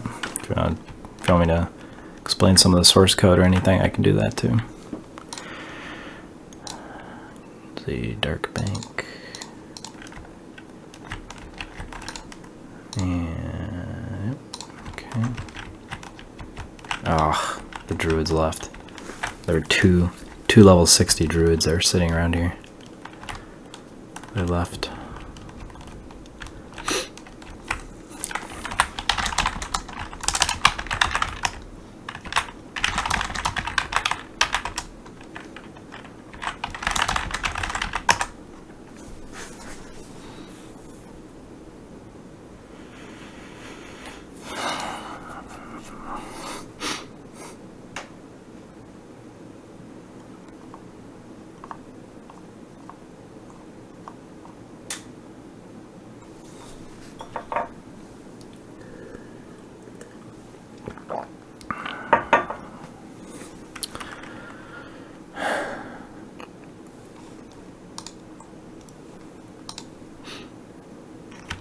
Yeah, because once I was in Kern's Tower and there was a druid and an enchanter, very high level, just sitting there, and they were just buffing everyone so we could all power level.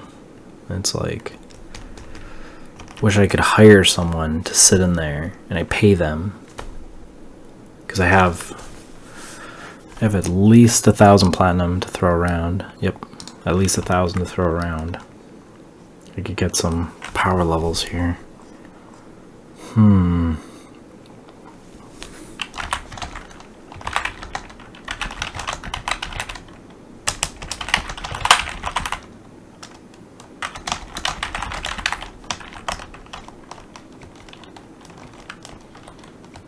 don't know if it's against the rules to ask that in chat, if I could pay someone to do it.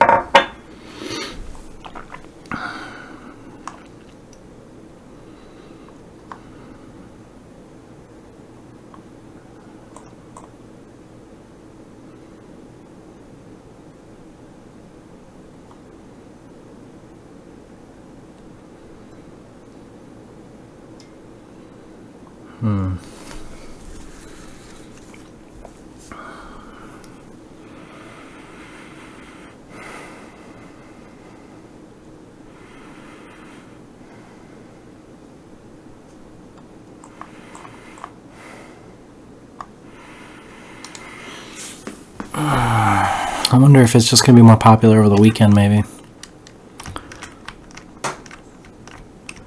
Maybe over tomorrow or Saturday or Sunday, if there'll just be more people on.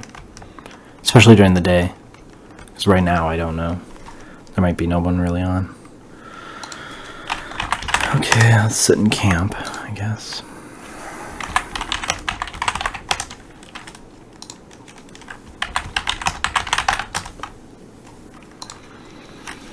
I bet the population is below 100.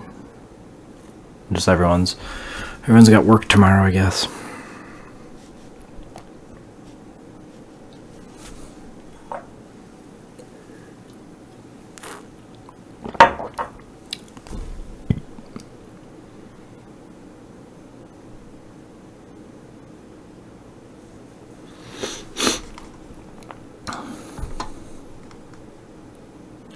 No, it's actually 200. It's weird. It really felt like there was less. Unless everyone was off doing their own thing, doing raids or something. Alright, well, that's pretty much it for EQTrainer. Hopefully I'll do more streams. Maybe we'll do some game hacking or something at another point in time. If it's your first time seeing the stream, definitely check out my other videos or subscribe to see some more updates later. I mostly do video game hacking or console hacking or homebrew. And join the Discord chat channel if you guys have any questions. Thanks for watching.